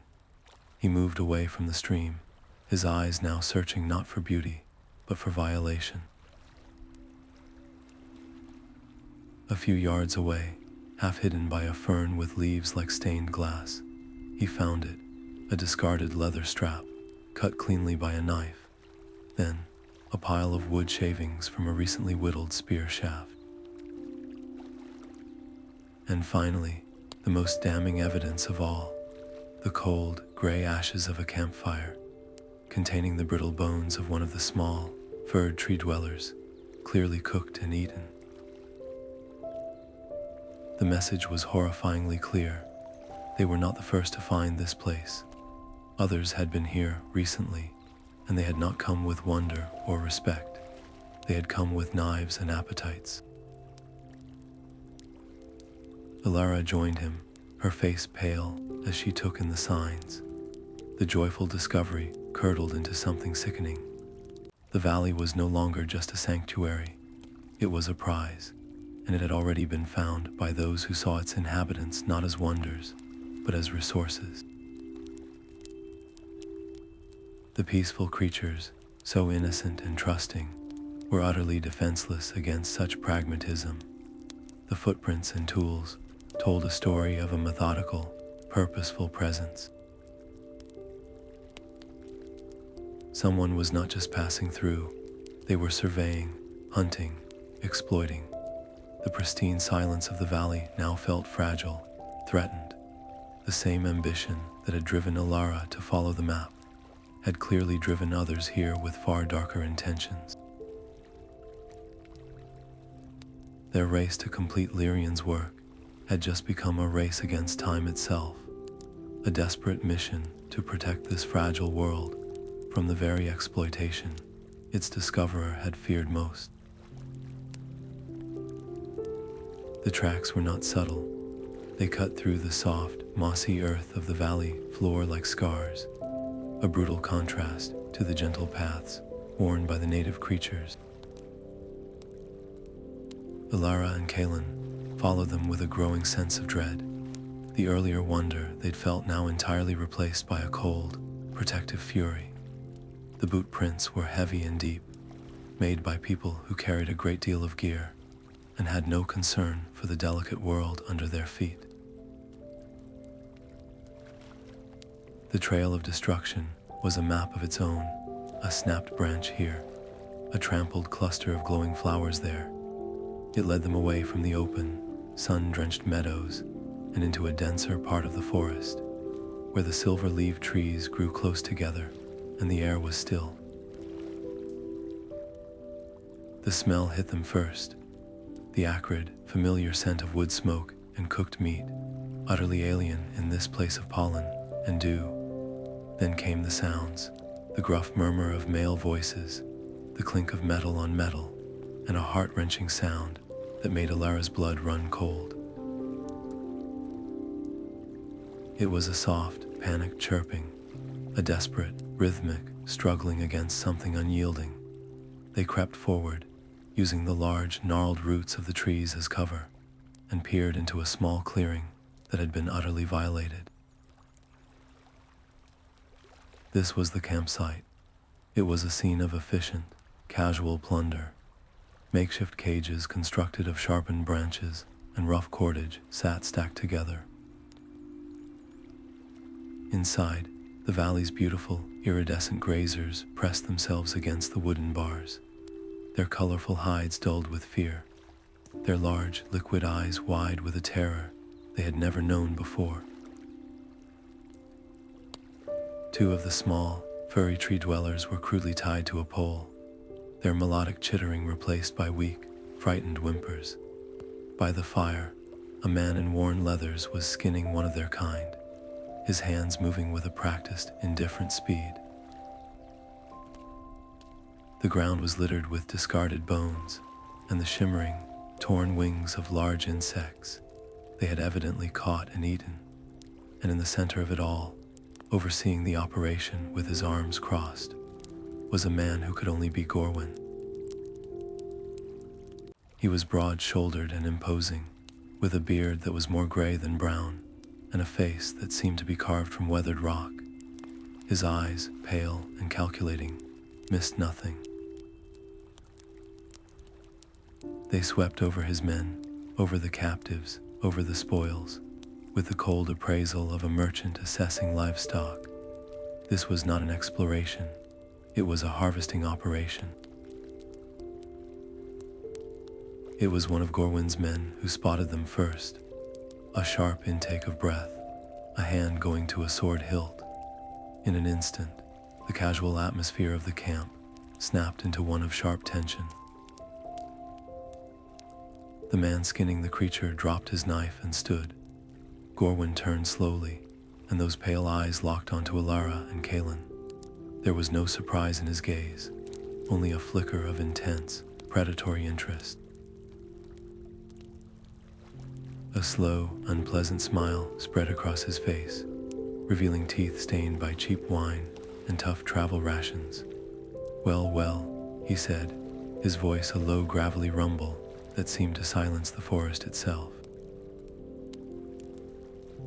"Look what the valley coughed up. Lost are we, or did you follow the same rumors we did?" His men fanned out subtly, cutting off any easy line of retreat. They were outnumbered, at least 5-2. Kalin stepped slightly in front of Alara, his hand resting on his sword, his body a clear, unspoken barrier. "We're just passing through," he said, his voice level and calm, the voice he used to de-escalate tensions at crowded inns and border checkpoints. "We have no business with you." Gorwin's smile didn't waver. He took a step forward, his eyes flicking from Kalin's defensive stance to the pack on Alara's back, and then to the oilskin-wrapped shape of the journal she instinctively clutched tighter. His gaze lingered there, and the avarice in his eyes became a physical, palpable thing. "Passing through," Gorwin repeated, the words dripping with mocking skepticism.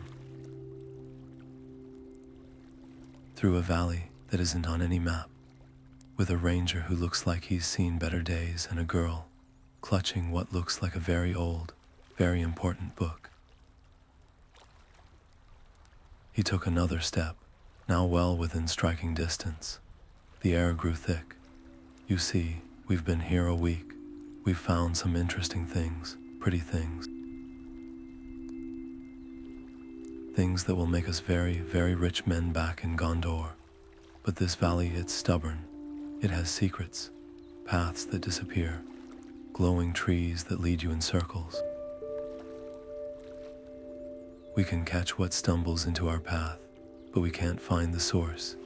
We can't find the heart of it. He pointed a thick, callous finger directly at the journal in Alara's arms. But I'd wager everything in those cages that your book there. That book tells you how. It shows you the way. Isn't that right? His voice lost its false friendliness, hardening into a blade of pure threat. You will hand it over.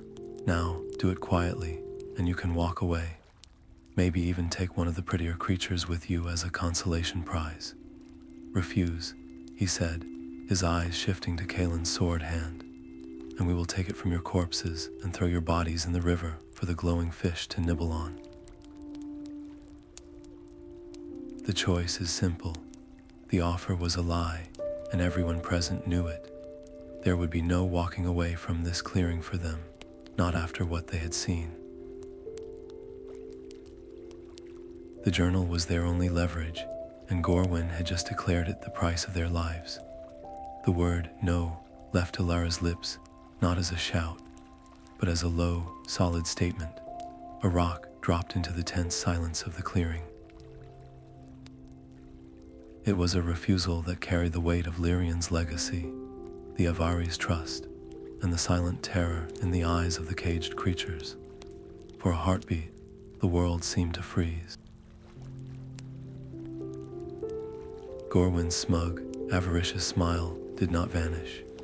It simply hardened into something colder and far more dangerous, the glint in his eyes shifting from greedy interest to outright menace. His hand, which had been resting casually on his belt, now moved slowly to the hilt of a heavy knife, sheathed there. Kalin saw the shift a fraction of a second before it happened. He didn't wait for Gorwin to give the order. In a single, fluid motion, born of countless wilderness skirmishes, he kicked a pile of loose, ashy soil from the fire pit directly into the faces of the two closest mercenaries. The cloud of grit and embers erupted with a soft whoosh, blinding them and causing them to cough and stumble back in surprise. Simultaneously, his other hand shot out, not for his sword, but to shove Alara backward with all his strength, sending her stumbling into the thick, silver-leafed undergrowth at the clearing's edge. Run, the command was ripped from his throat, raw and urgent. Chaos-y's an understatement for what happened next. Gorwin bellowed in fury, his men drawing weapons with a chorus of scraping steel.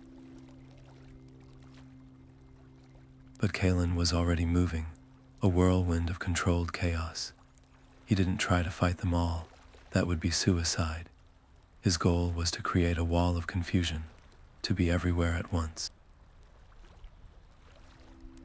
He appended a stack of empty supply crates, sending them clattering into the legs of another man. He snatched the pole with the tied creatures and swung it in a wide, wild arc, not to hit anyone, but to force the advancing men to duck and scatter, buying precious seconds. Elara, her heart hammering against her ribs like a trapped bird, scrambled to her feet in the dense foliage. The journal was clutched to her chest, a hard rectangle of responsibility. She saw Kalin, a lone figure holding 5 armed men at bay, with nothing but audacity and a profound understanding of misdirection. He met her eyes for a split second across the chaos, and in that look was an entire conversation. Go. Now I'll find you. It was a promise and a command. Trusting him was the only choice. She turned and plunged deeper into the forest, the sounds of the struggle, the shouts, the curses, the thud of a body hitting the ground fading rapidly behind her, swallowed by the thick, sound-dampening tapestry of the strange silver leaves and soft moss. She ran without a destination, driven purely by the primal need for distance, her breath sobbing in her throat. Branches whipped at her arms and face, but she barely felt them, her entire being focused on the act of flight. It was only when a sharp pain shot through her side and her lungs screamed for air that she finally stumbled to a halt, collapsing behind the massive, gnarled root of an ancient tree. She pressed herself into the hollow there, pulling her knees to her chest, trying to make herself as small as possible. The silence that enveloped her was absolute and terrifying.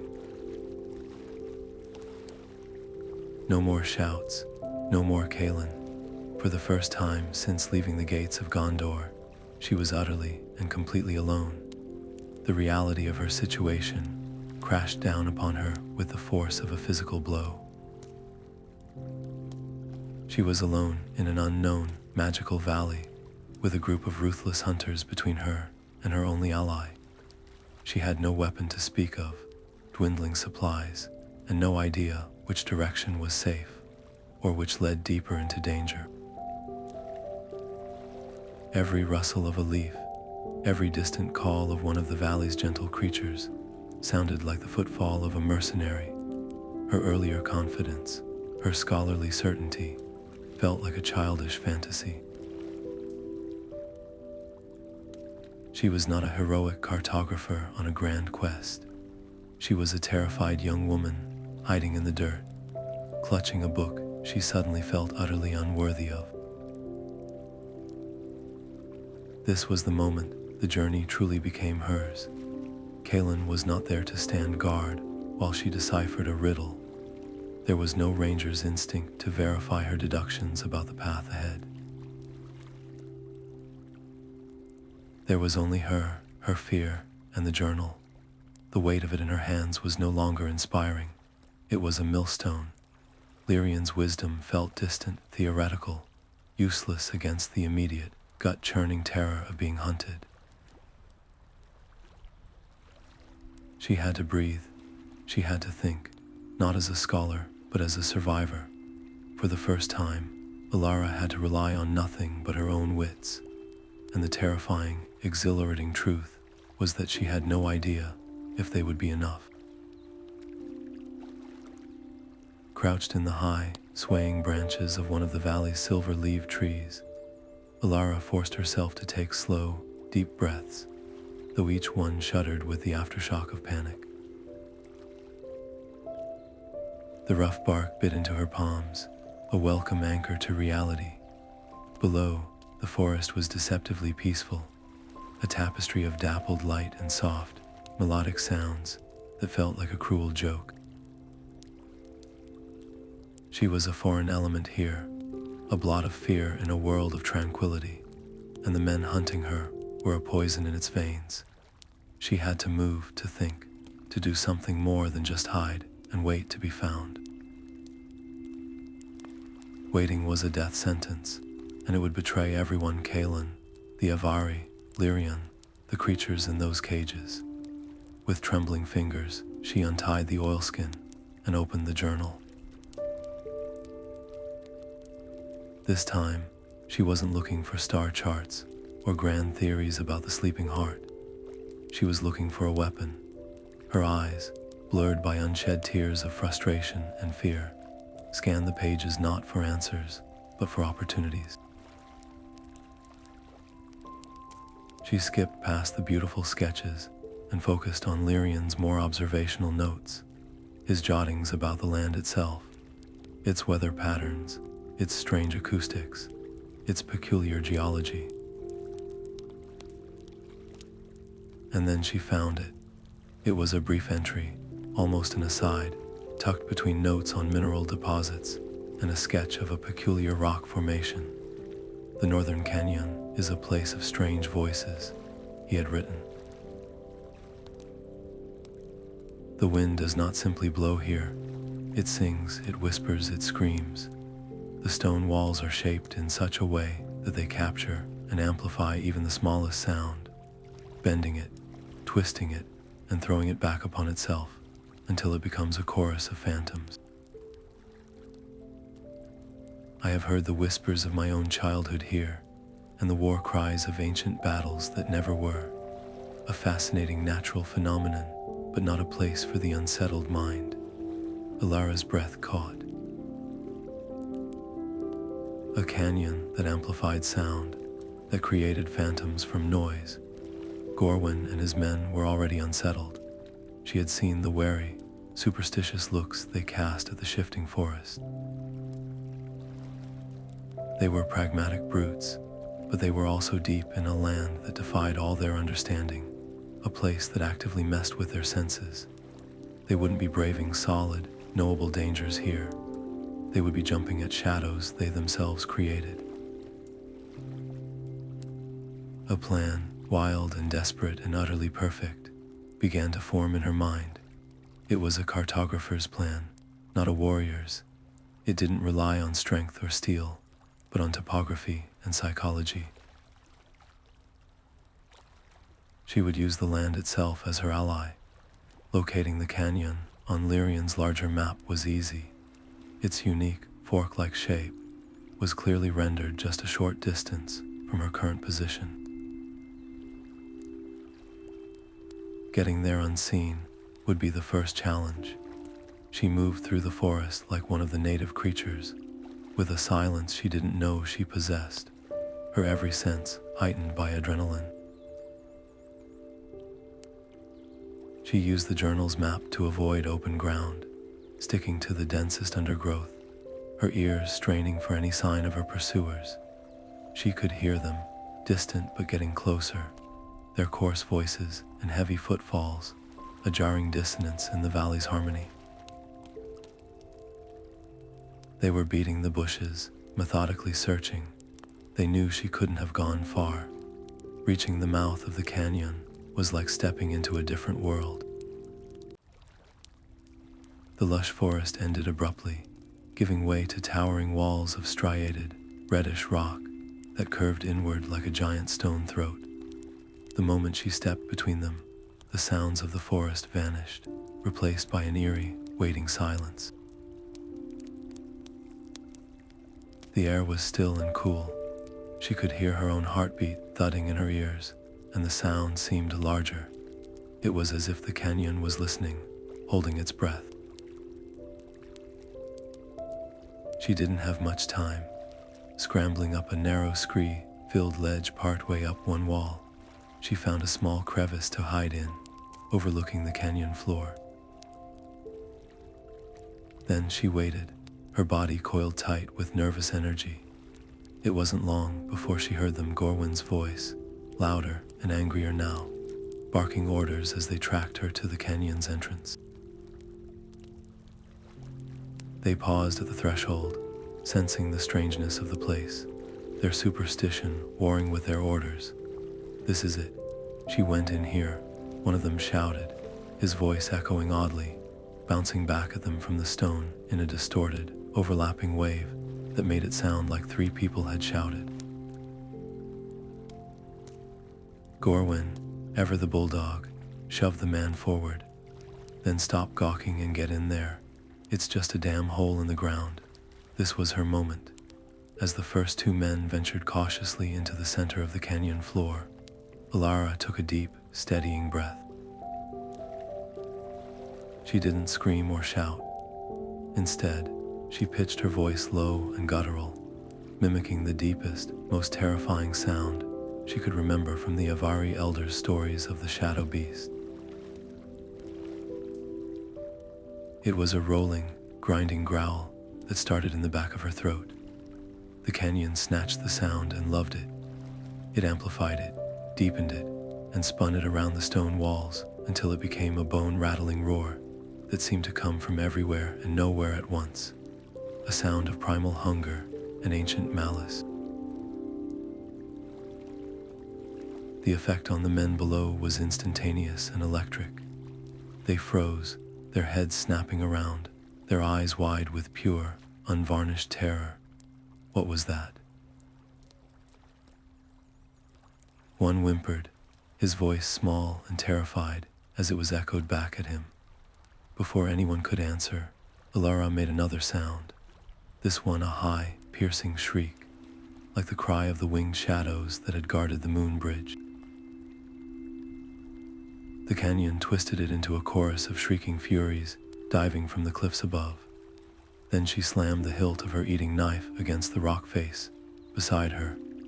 Clang, clang, clang, a sound that was instantly multiplied into the rhythmic, pounding footfalls of some gigantic stone guardian awakening. She was conducting an orchestra of terror, and the canyon was her instrument.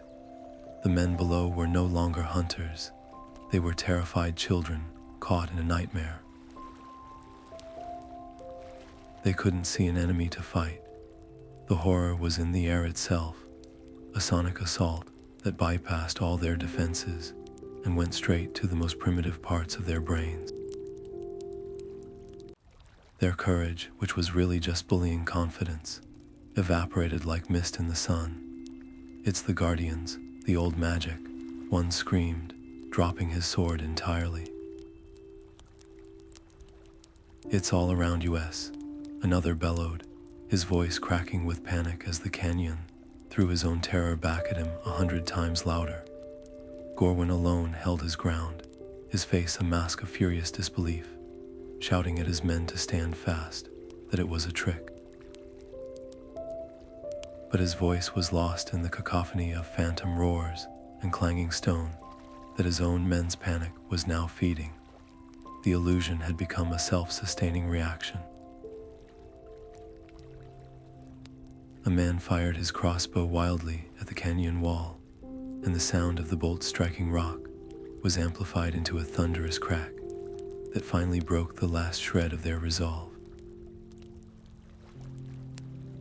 It was a full-blown rout. They turned and ran, scrambling over each other in their desperation to escape the stone throat that screamed at them, not looking back, not listening to Gorwin's impotent roars of fury. They fled back into the forest, leaving their composure and their courage scattered on the canyon floor. From her ledge, Alara watched them go, her own body trembling not with fear, but with the shocking, exhilarating power of having turned a page in a book into a weapon that could rout an army.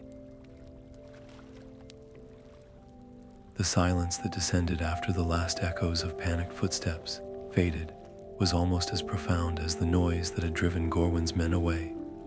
Alara remained frozen in her rocky crevice for a long time, her own breathing the only sound in the now quiet canyon, each gasp echoing softly back at her as if the stone itself was reminding her she was still there. The adrenaline that had fueled her performance slowly ebbed, leaving her limbs trembling and her mind reeling from what she had just accomplished. She had won a battle without drawing a sword, using only her wits and the land's own strange magic. But as the initial thrill faded, a cold, sobering reality set in. This was a temporary victory, a delay, not a defeat. Gorwin was a man driven by greed, and a bruised ego would only make him more dangerous. He would regroup, he would return, and next time he would not be so easily spooked. Creeping down from her perch, she moved back into the cover of the silver leaf forest, her senses on high alert. She needed to find Kalin. The thought was a constant, desperate prayer in her mind. She retraced her path as best she could, the journal's map now feeling like a lifeline back to the only person she could trust in this entire bewildering world. Every rustle of leaves made her jump. Every snap of a twig sounded like an approaching enemy. The valley's beauty now seemed layered with threat, every shadow a potential hiding place. It was the sound of a low, familiar whistle, a 3-note call rangers used to signal all clear to each other across dangerous terrain. That made her heart leap. She answered with a shaky, mimicking whistle of her own, and a moment later, Kalin emerged from behind the wide trunk of a tree. His clothes were torn, a fresh bruise was purpling along his jawline, and he held his left arm at a slight, careful angle. But his eyes were alert, and most importantly, filled with a profound relief as they landed on her. They didn't speak. They simply closed the distance between them in a few quick strides, and he pulled her into a brief, fierce, one-armed hug, a solid, reassuring presence after the terror of solitude. "I saw them run," he said, his voice a low, gravelly rumble as he released her, his eyes already scanning the trees behind her. "Heard the noise. That was you." The question was layered with a mixture of awe and disbelief. Alara simply nodded, holding up the journal. Lyrian's notes. The canyon amplifies sound. "I just gave them a performance." A rare, genuine smile touched Kalin's lips, a quick flash of white in his bruised face. "You gave them a nightmare." The smile vanished as quickly as it came, replaced by the grim pragmatism she knew so well. "It was brilliant, but it won't work twice. Gorwin is humiliated, and a man like that repays humiliation with violence. He'll be back, and he won't come with 5 men. He'll come with 15, and they'll be expecting tricks." The truth of his words settled over them like a physical weight. Their options were vanishingly few. They couldn't fight a small army. They couldn't hide forever in a valley Gorwin was now determined to comb every inch of. Running back the way they came was impossible. The cavern was sealed, and the Mire of Echoes was a death sentence without the moon bridge. They were trapped in a paradise that was about to become a battlefield.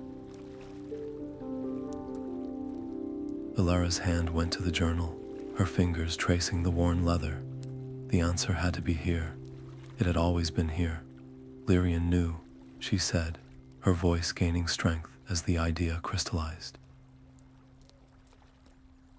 He knew others would come, exploiters. He didn't just map this place for knowledge. He mapped it for protection. She opened the book to the warnings about the sleeping heart. He feared someone would find the energy source and try to take it, to use it. That's the power he wrote about. Gorwin isn't just here for the creatures.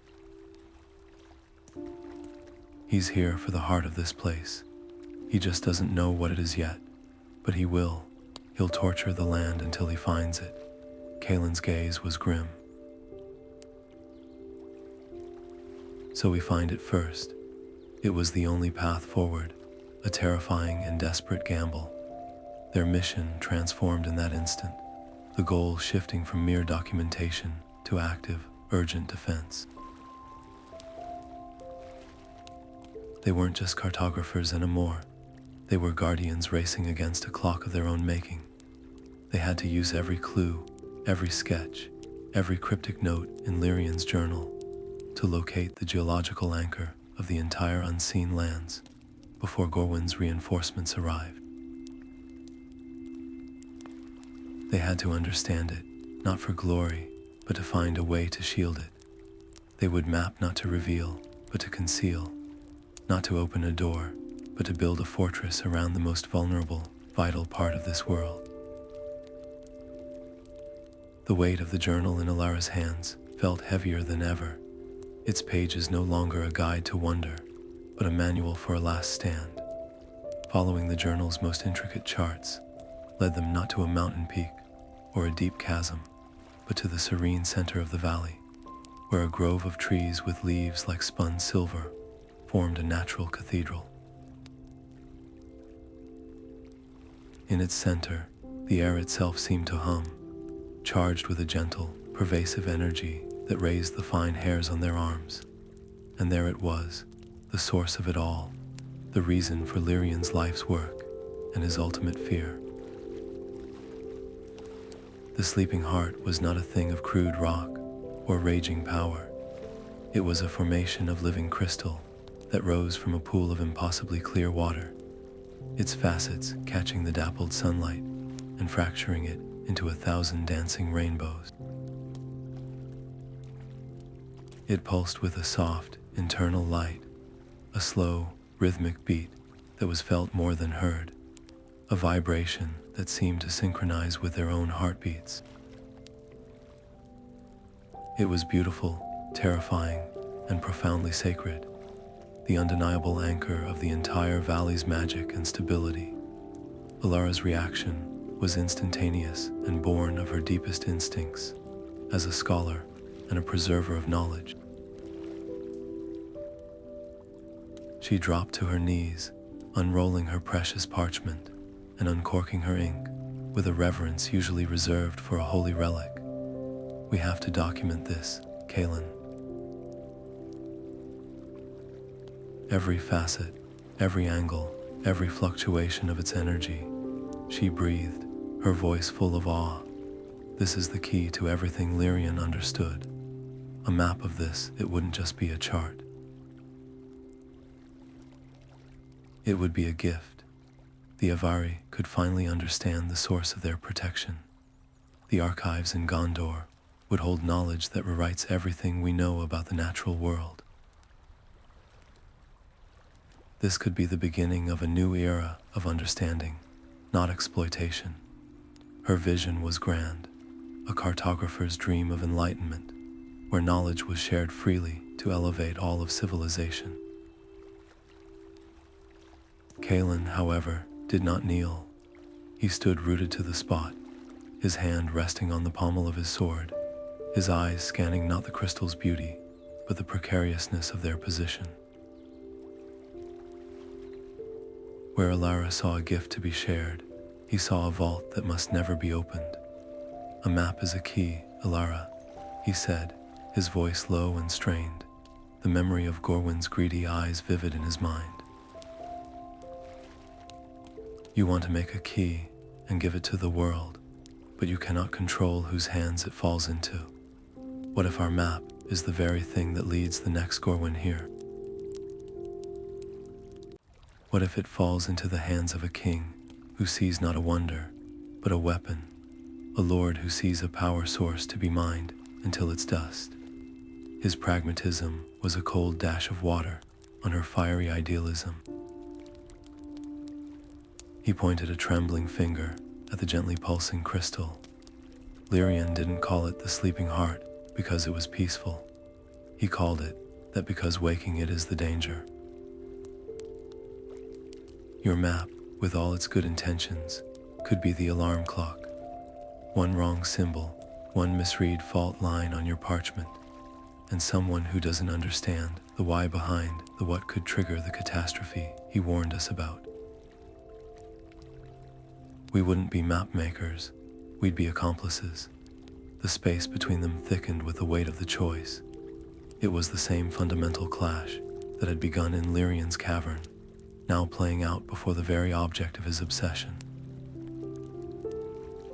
Elara's belief in the inherent good of shared knowledge versus Kalin's hard-earned understanding of the corruption that always follows power. The crystal pulsed between them, a silent, luminous jury. To map it was to risk its destruction, but not to map it was to leave it vulnerable, its secrets unknown, its protectors, like the Avari, forever in the dark about the true nature of their home. It was a choice between two different kinds of guardianship, and the fate of the entire valley hung in the balance of their decision. The pristine silence of the grove was shattered by the sound of heavy, careless boots and the rough grate of voices. Alara and Kalin dropped flat behind a thick, flowering hedge, their earlier debate over the map frozen in their throats. Peering through the leaves, they watched in horror as Gorwin strode back into the sacred space, but he was no longer leading a handful of thugs. Behind him marched a small army of a dozen armed mercenaries, their faces hard and professional, their gear a stark contrast of sharp steel and polished leather against the valley's soft, natural beauty. They moved with a brutal efficiency, clearing a wide area around the crystalline heart their eyes not on its wonder, but on its potential. Gorwin barked orders, and the mercenaries began unpacking heavy, sinister-looking devices from reinforced cases. There were mechanical drills with bits that gleamed with a cruel, unnatural sharpness, likely forged with some dark enchantment to cut through magical stone. Thick, coiling tubes of a rubber-like material were connected to a central pump that hummed with a low, industrial drone.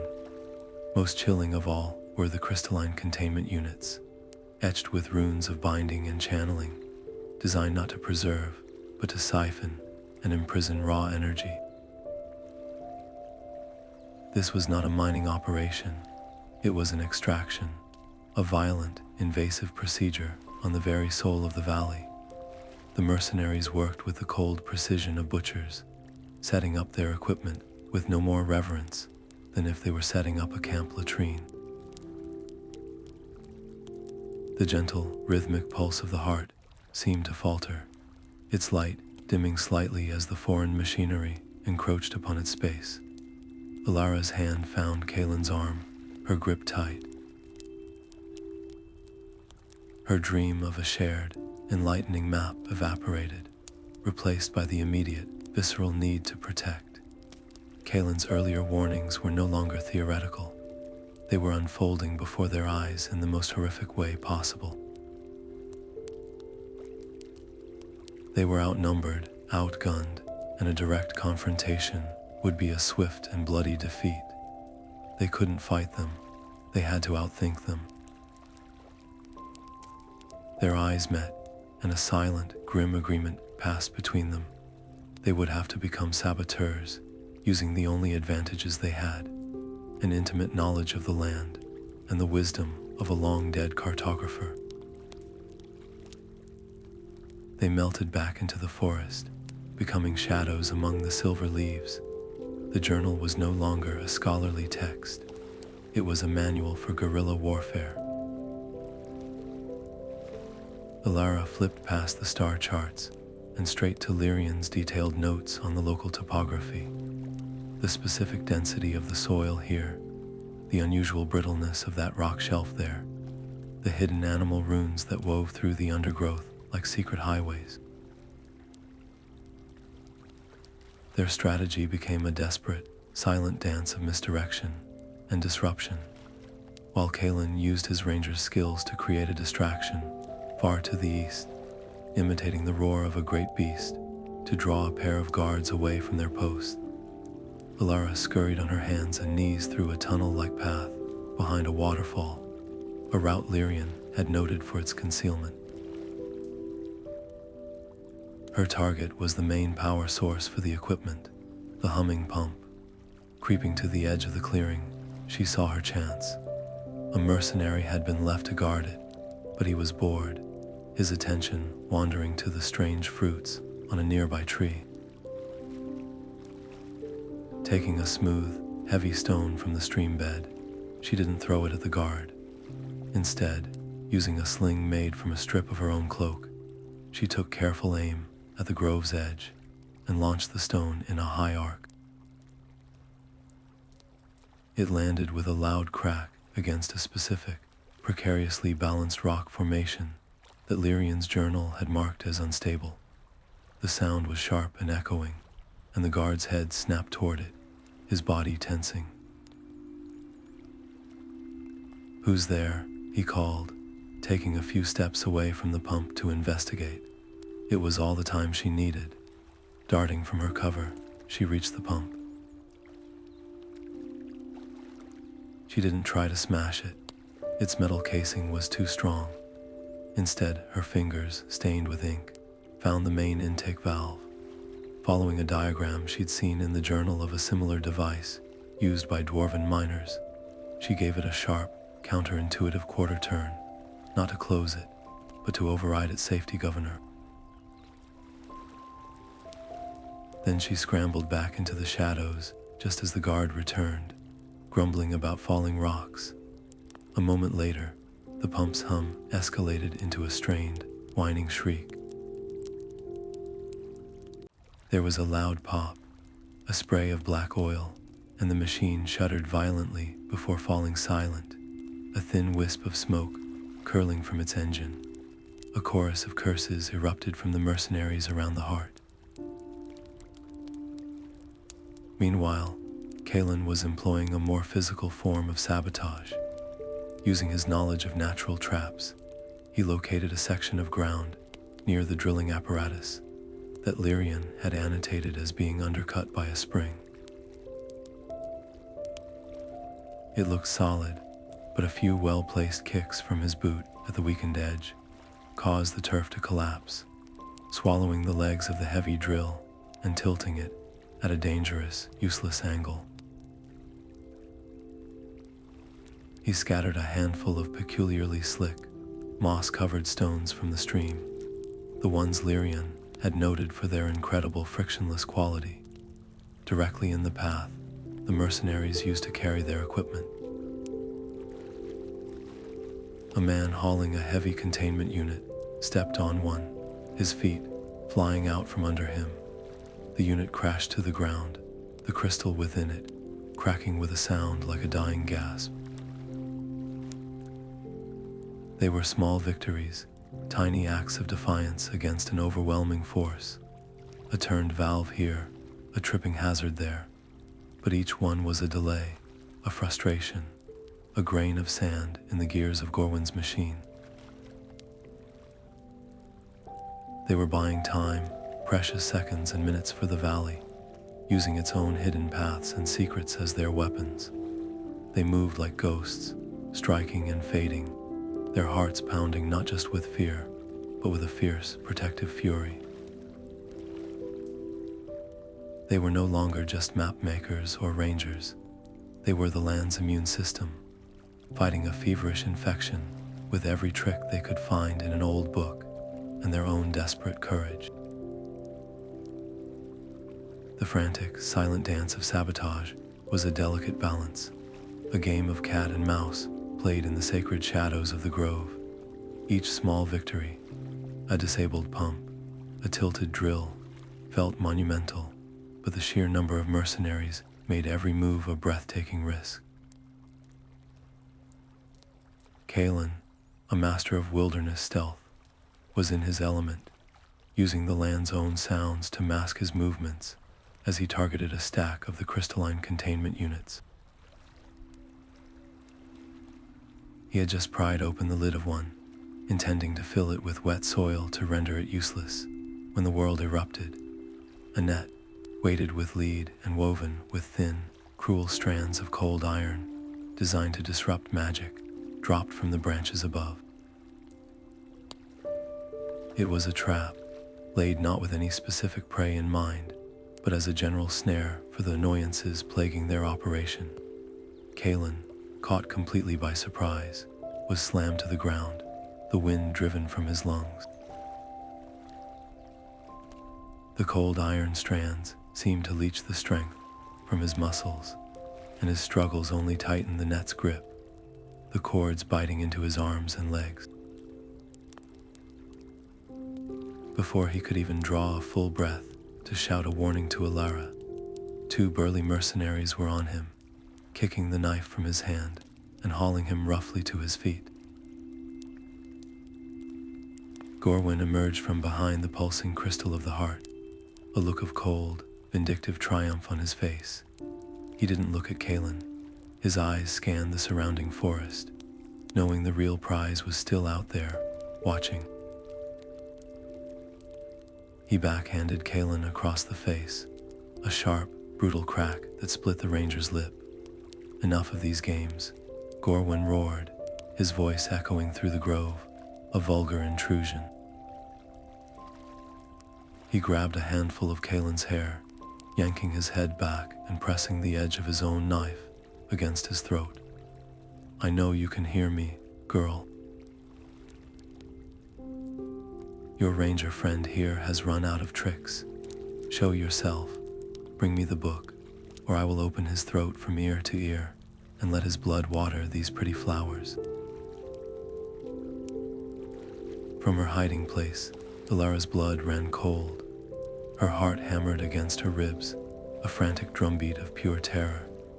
She saw the bright trickle of blood on Kalin's chin, the grim resignation in his eyes, even as he held his head high. Gorwin's threat was not a bluff, it was a promise. The choice he presented was an impossible, gut-wrenching abyss. Surrender the journal, the culmination of Lyrian's life, the only true guide to this land, and hand its power directly to a man who would use it to tear the very heart out of the world. Or refuse and watch her friend, her steadfast protector, the man who had faced down illusions and monsters for her, die on the blade of a thug. Her mind screamed in protest, rejecting both horrific outcomes.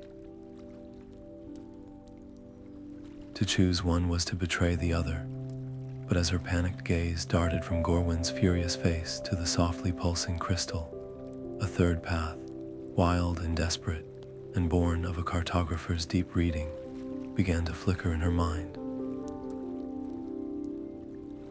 Lyrian's notes had been frantic about the dangers of waking the heart, but they had also been specific about its defensive nature. The entire unseen lands were protected by illusions that preyed on fear. The heart was the source. It didn't just stabilize the land, it defended it. Gorwin was threatening its very doorstep. What if she didn't need to wake it fully? What if she could just stir it from its sleep? The plan was a house of cards built on a foundation of theory and hope, but it was all she had.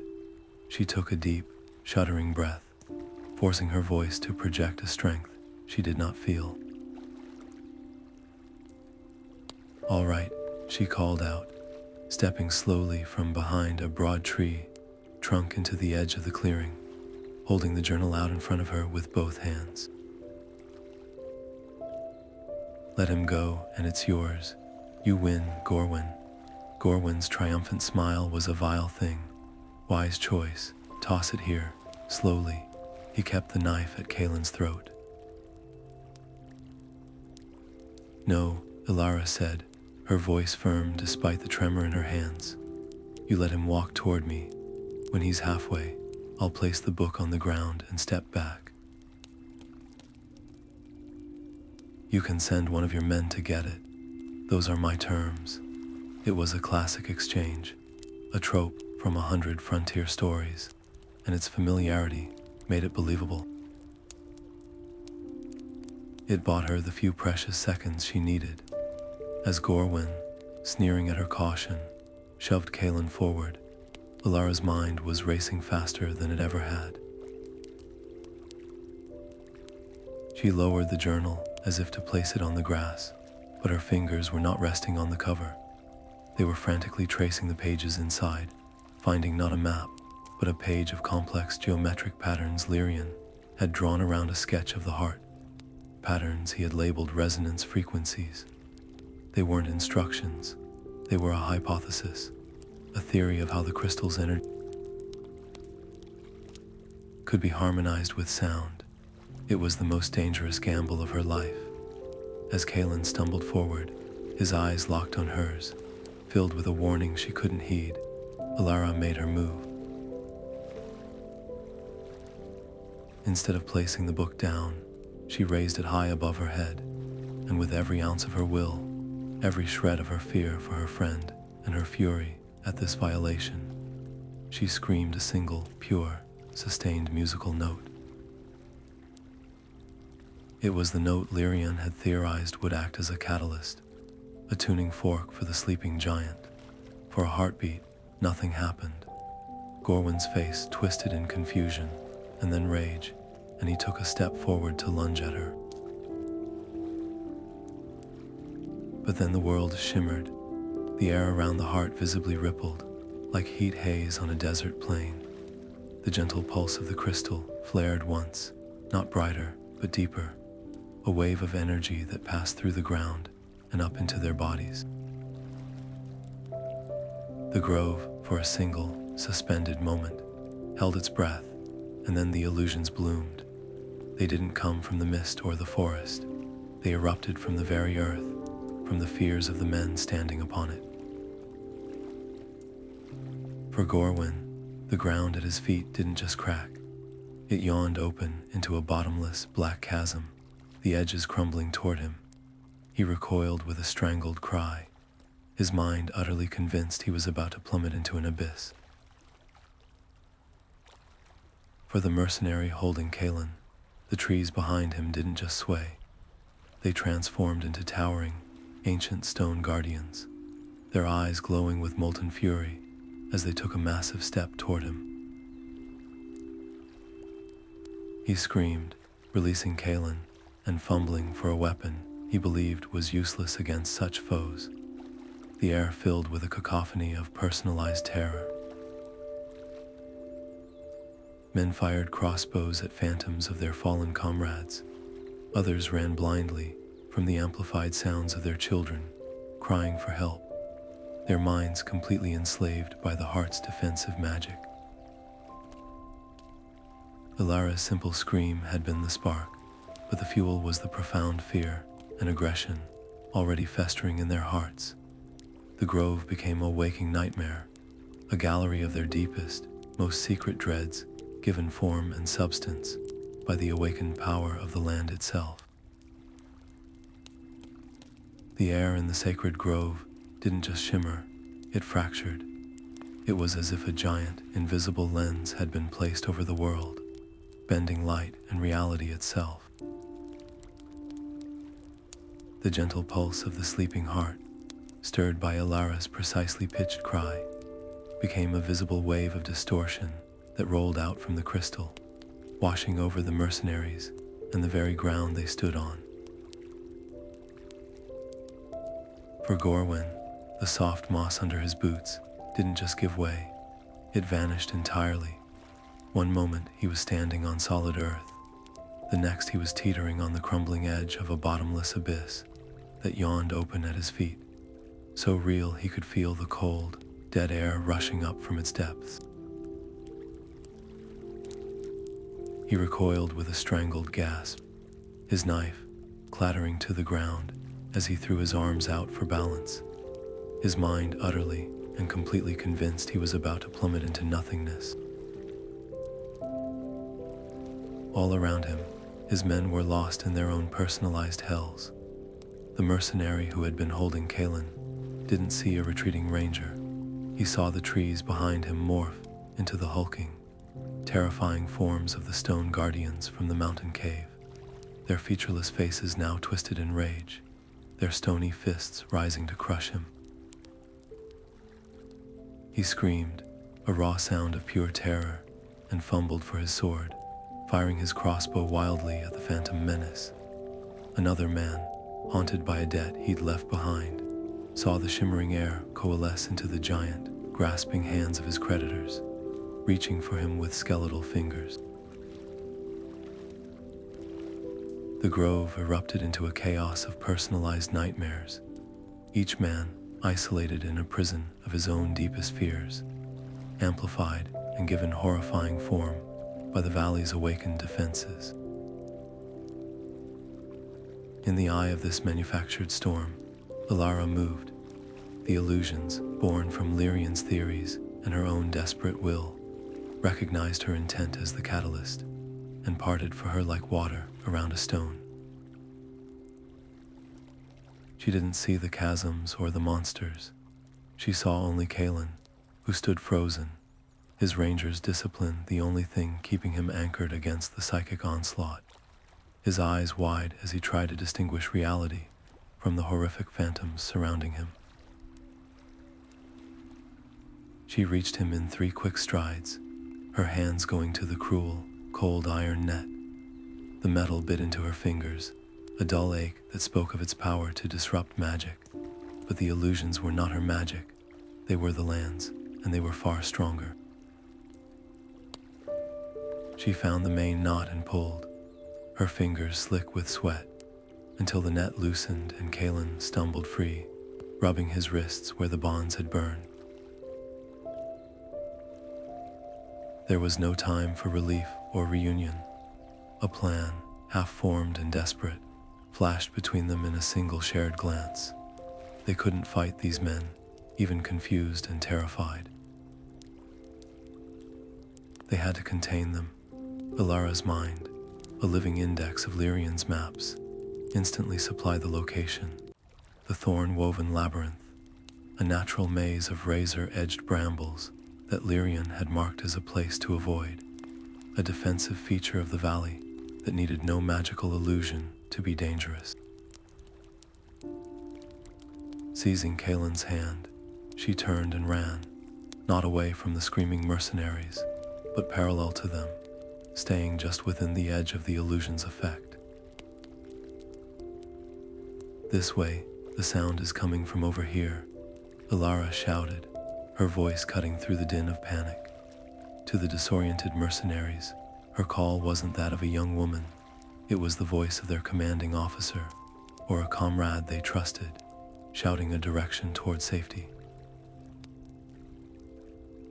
Gorwin, still desperately backpedaling from his phantom chasm, heard her cry as a taunt from Alara herself, a clear target to focus his rage upon. The illusions, brilliant and cruel, twisted her words to fit each man's personal nightmare, hurting them like frightened sheep. They stumbled after the sound, firing crossbows into the shimmering air, tripping over roots that seemed to writhe like snakes, their terror making them blind to the true path they were being led down. The entrance to the thorn-woven labyrinth was a narrow, almost invisible gap between two ancient, gnarled trees whose branches were woven together by a thick, barbed vine that seemed to pulse with a faint, malevolent light. Alara and Kalin slipped through the gap with the practiced ease of those who have studied the land, immediately turning and pressing themselves against the inner wall.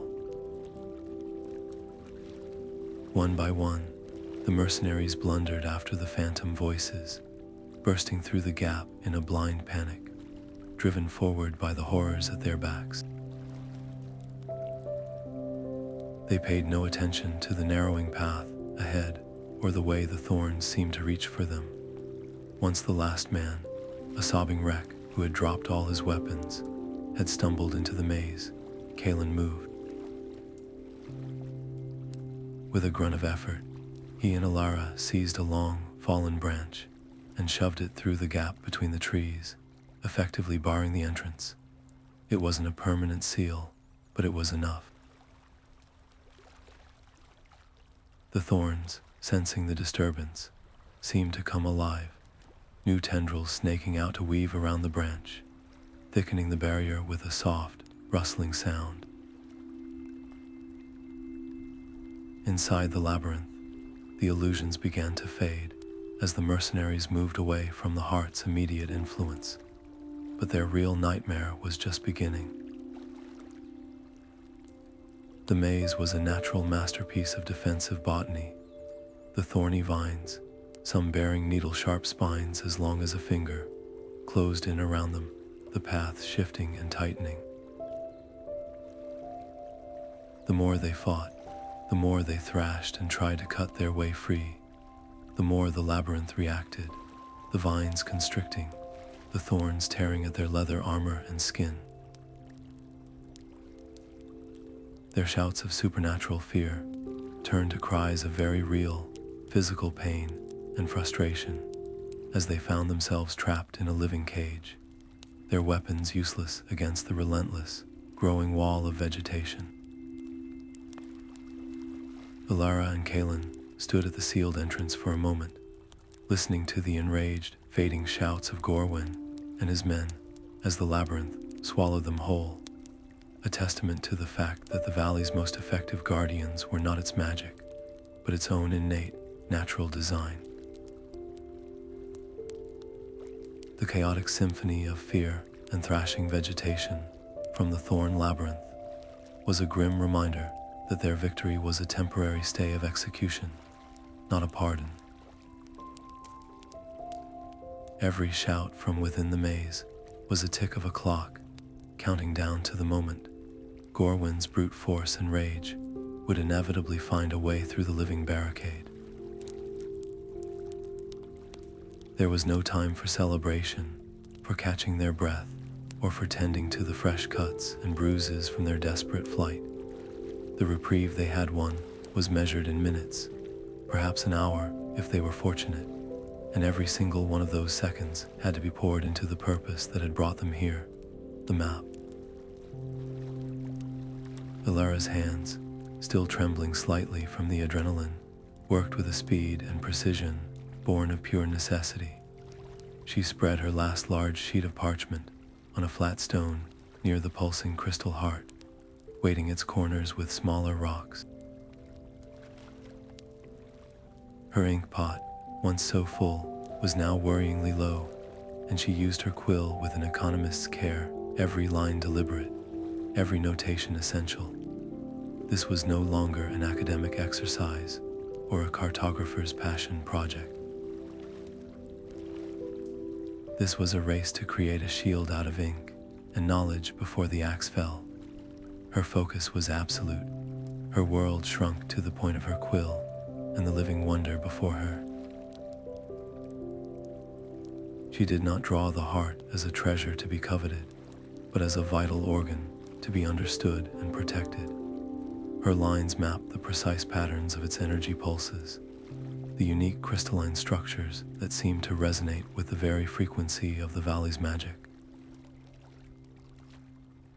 In the margins, in her clear, quick script, she wrote not coordinates for extraction, but warnings and observations. Energy field unstable to foreign metals, she noted, thinking of the mercenaries' drills. Resonance harmony achieved with specific tonal frequencies. See appendix for Lyrian's theories on sonic alignment.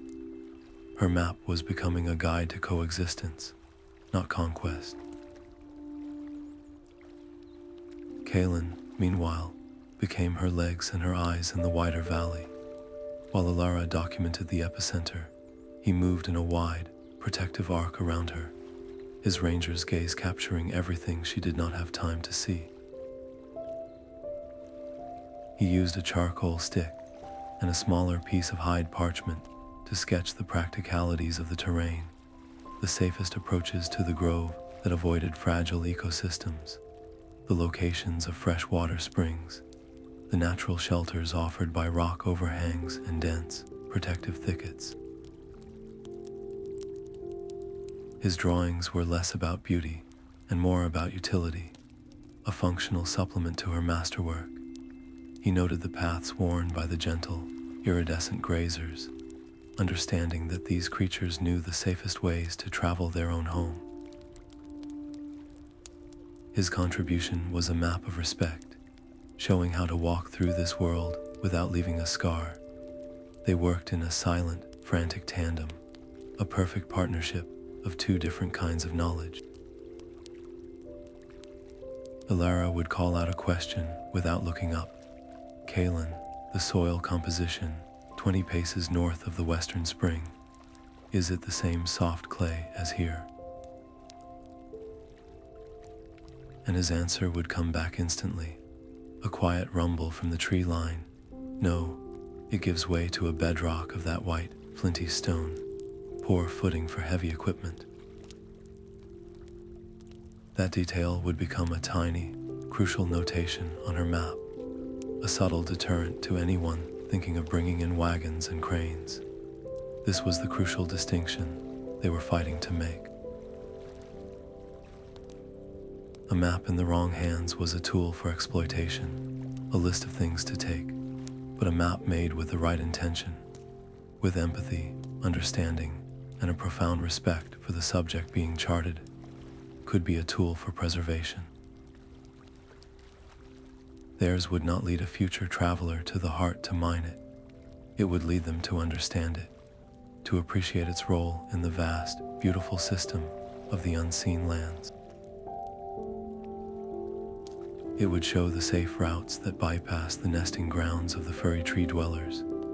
It would point out the medicinal fungi that could be harvested sustainably, and it would clearly mark the thorn-woven labyrinth, not as an obstacle, but as a sacred, protected space, best left undisturbed.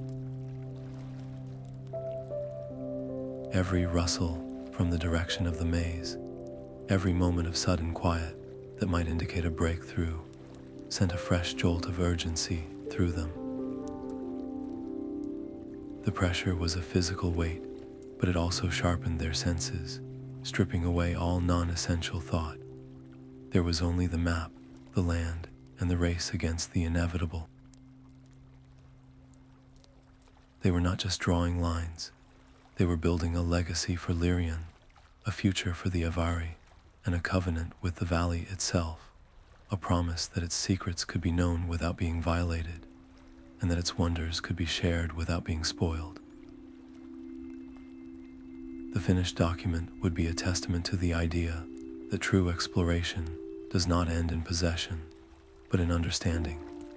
The frantic pace of their mapping slowed as the final details were committed to parchment, the ink still glistening wet in the soft, pulsating light of the heart. It was then, as Alara carefully closed the main journal to protect the finished map within, that a single, loose sheet of parchment, brittle and thin as a dried leaf, slipped from the back binding and fluttered to the mossy ground. It was different from the others, not a map or a star chart, but a dense block of text, written in a hand that was both achingly familiar and profoundly different from Lyrian's usual precise script. This writing was not that of the calm observer or the meticulous scientist. It was the hurried, passionate scrawl of a man who saw the finish line of his life's work and was pouring his entire soul onto the page before the light within him flickered out. Kalin retrieved it, handling it with a new kind of reverence that had grown in him over their journey, and together they read by the heart's gentle glow. This was not another warning, it was a confession, a hope, a final, breathtaking vision. Lyrian wrote of the immense power they had just documented. The sleeping heart they now understood was the anchor of everything. But he did not speak of it with fear, as in his later notes. Here, at what he clearly knew was the end, he spoke of it with a heartbreaking, radiant hope. He confessed that his initial purpose had been one of pure cartography, to map the unknown for the glory of the act itself, but living within the unseen lands, learning from the Avari, and witnessing the profound, delicate interconnectedness of it all had changed him. He had come to see his role not as a discoverer, but as a bridge builder. The energy of the heart, he theorized, was not meant to be hoarded or merely stabilized to prevent disaster. It was a potential catalyst for a new kind of connection. He dreamed of a day when the protective illusions, the shifting forests, the whispering mires, would not be necessary. He envisioned a careful, precise ritual, a harmonizing of frequencies that would use the heart's energy not to dismantle the land's defenses, but to reweave them. Instead of keeping people out with fear, the magic could be shifted to welcome in those who approached with wonder and respect, while still repelling those with greed in their hearts. He wanted to create a permanent, stable pathway, not a physical bridge of stone, but a metaphysical one of understanding, between the hidden wonders of the unseen lands and the familiar world of Middle-earth. His goal was not conquest or exploitation, but the fostering of a grand exchange, the wisdom and ancient knowledge of the Avari, and the unique ecology of the valley, for the renewed curiosity and perspective of the outside world. He died not in fear of the power he had found, but in sorrow that he would not live to see his dream of unity realized. Alara felt the words not just in her mind, but in her very soul. It was as if a key had been turned in a lock deep within her, and a door she never knew was there swung open, flooding her with a sense of purpose so clear and bright, it made her earlier ambitions feel childish and small. Lyrian's final entry was not a set of instructions, it was a passing of the torch. His maps were the how, but this letter was the why. He had given her the tools, and now he had given her the vision. The careful, cautionary map she had just finished was a vital first step, a necessary shield, but it was only the foundation. The true work, the magnificent, terrifying work, was to build upon it. To attempt what he could not, to not just protect the unseen lands in isolation, but to gently, carefully integrate them into the tapestry of the world, to make their magic accessible not for taking, but for sharing. She looked from the parchment to the pulsing crystal, and then to Kalin, and in her eyes was no longer the fear of the hunter or the doubt of the scholar, but the steady, blazing certainty of an heir who has just understood the full measure of her inheritance. She would attempt the same, not for glory, but for the beautiful, fragile hope of connection that a lonely old cartographer had cherished at the end of his long, extraordinary road. The first rays of dawn pierced the perpetual mist that crowned the hidden valley, arriving not as a gentle glow, but as a series of sharp, brilliant blades of light that sliced through the gloom. This was the moment they had prepared for through a long and anxious night, studying Lyrian's final, most cryptic notes by the fading pulse of the heart itself. The ritual he described was not one of grand incantations or complex spell weaving. It was an act of precise, delicate alignment, a cartographer's ritual.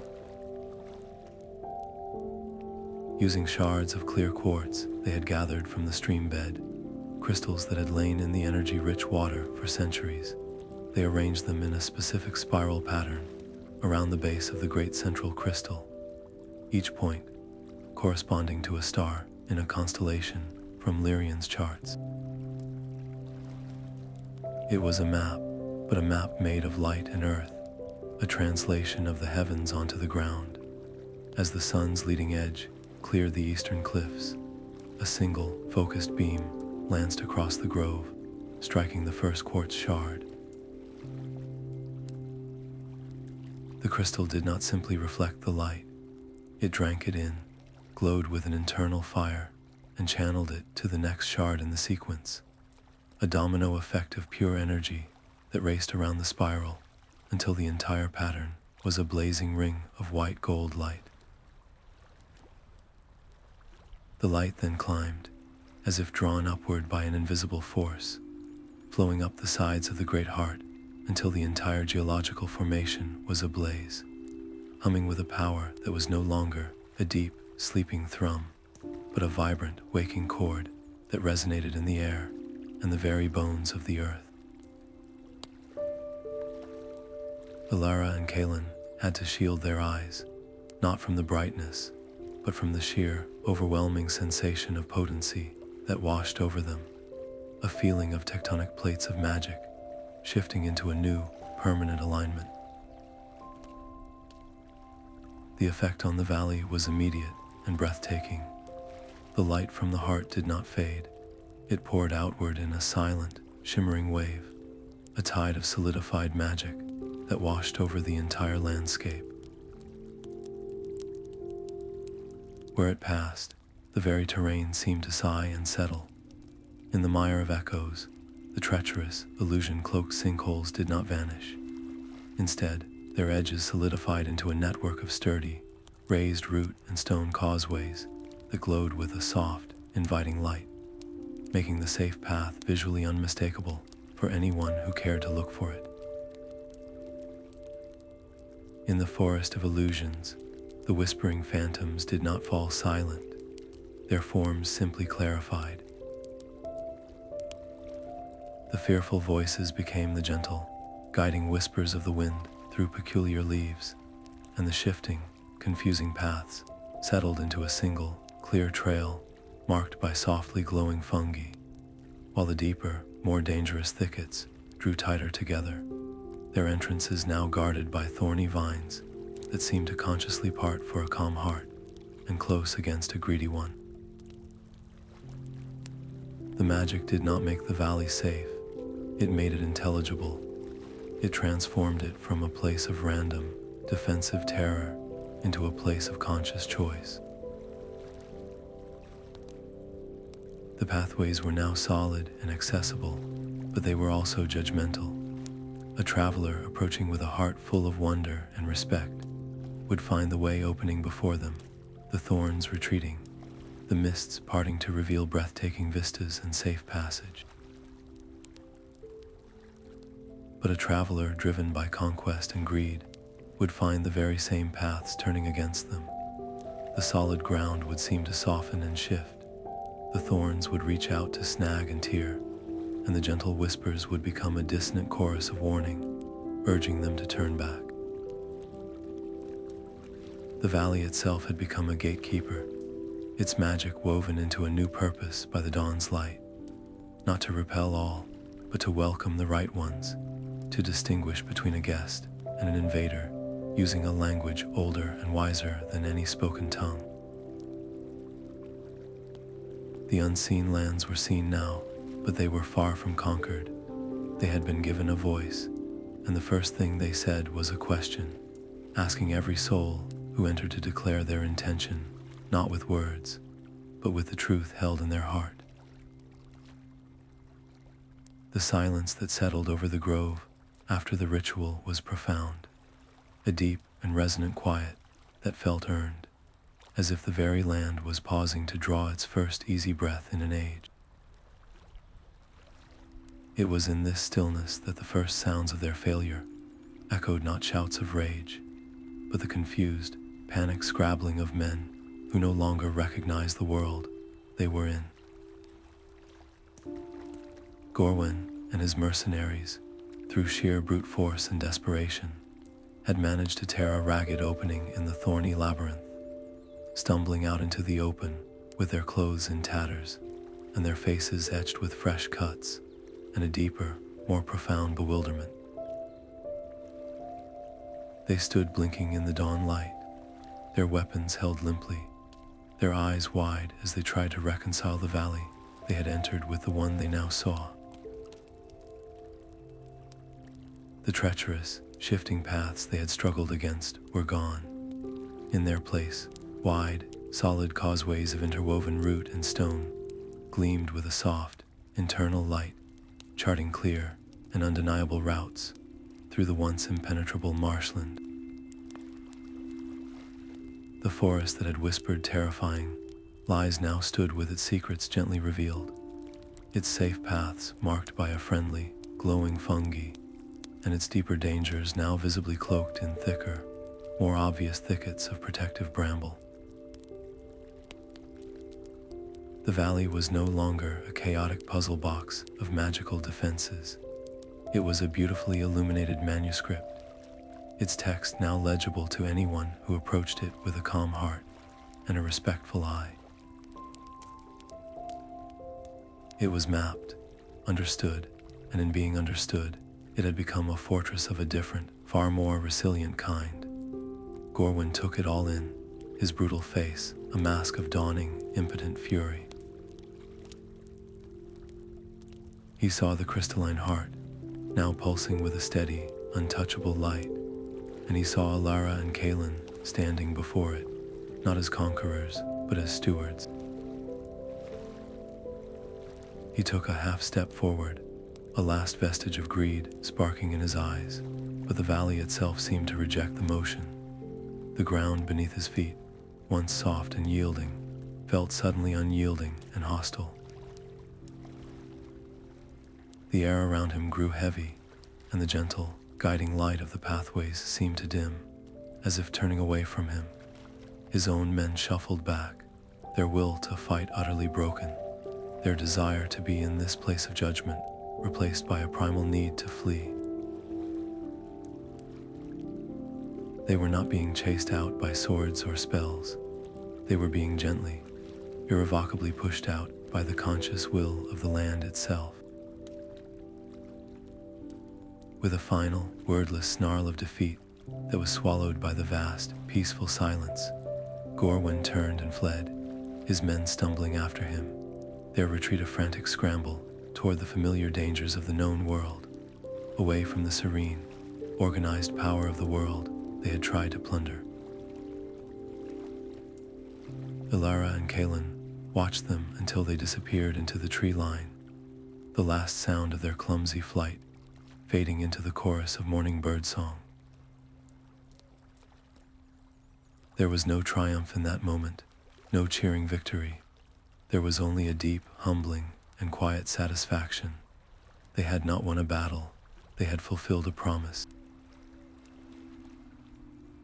The legacy of the lonely cartographer in the cavern was no longer a collection of half-finished maps and desperate warnings. It was alive in the very air they breathed, in the solid ground beneath their feet, in the clear, welcoming paths that now wove through the once forbidding landscape. Lyrian's work was finished. His maps were not just on parchment, they were etched into the soul of the valley itself, a permanent, protective testament to a life dedicated not to taking, but to understanding. And as they stood there, side by side, they knew that his greatest fear had been put to rest.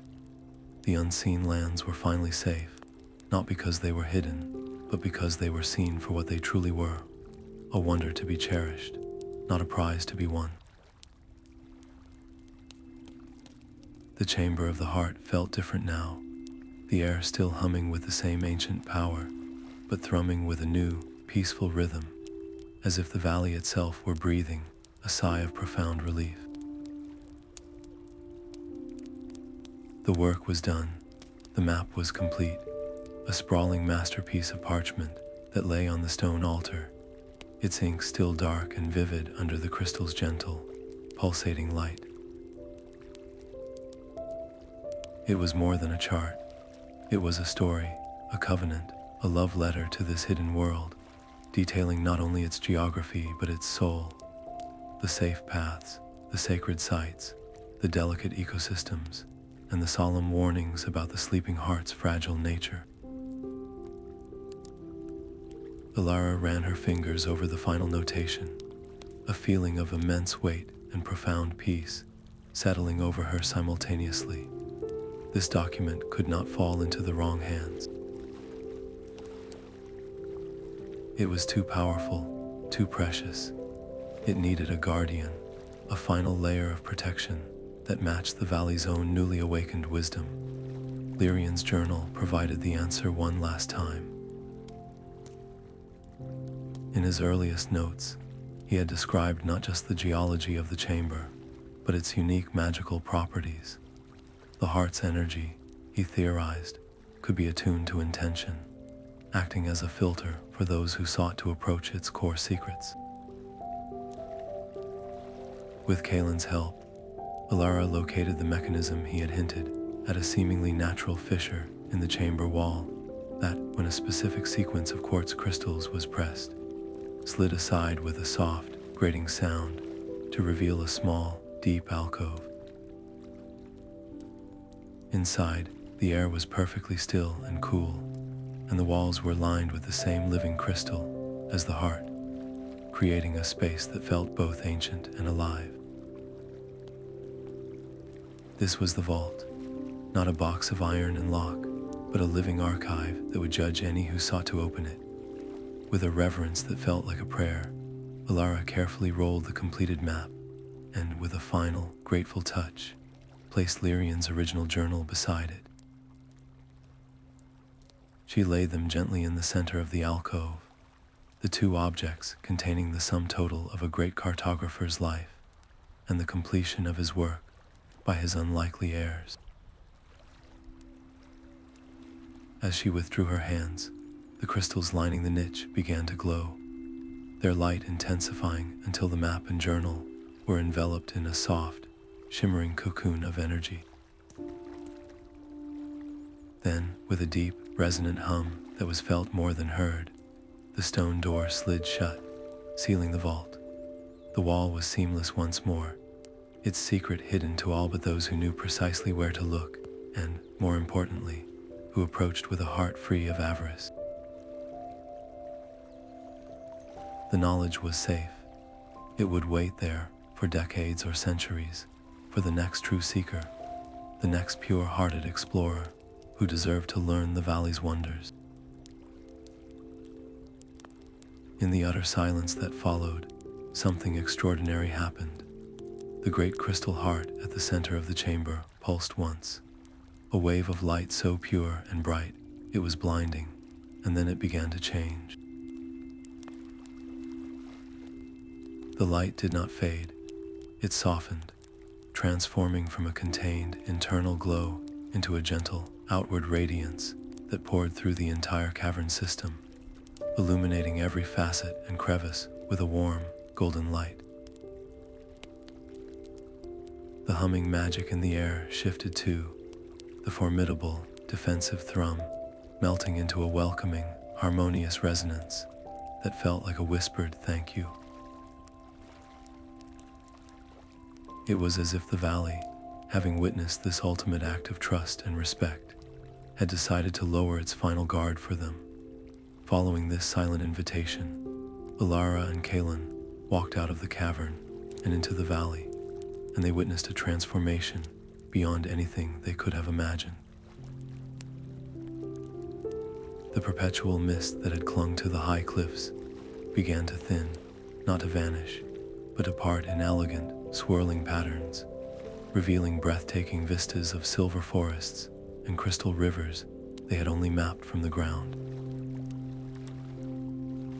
The bioluminescent fungi that had provided their only light in the dark places now glowed with a richer, steadier light, painting the landscape in soft hues of blue and green, making the safe paths glow invitingly.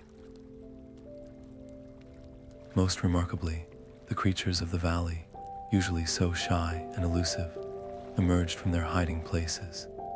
The iridescent grazers approached without fear, their large, intelligent eyes reflecting the new light, while the furry tree dwellers chittered a melodic welcome from branches overhead. The unseen lands were not just seen, they were revealed. They were sharing themselves fully, openly, and without reservation for the first time, not because they had been conquered, but because they had been understood. It was the land's ultimate affirmation, a silent, magnificent celebration of their success. They had not simply survived a journey or completed a task. They had earned the trust of a world, and in return, that world had opened its heart to them, offering a glimpse of its truest, most beautiful self.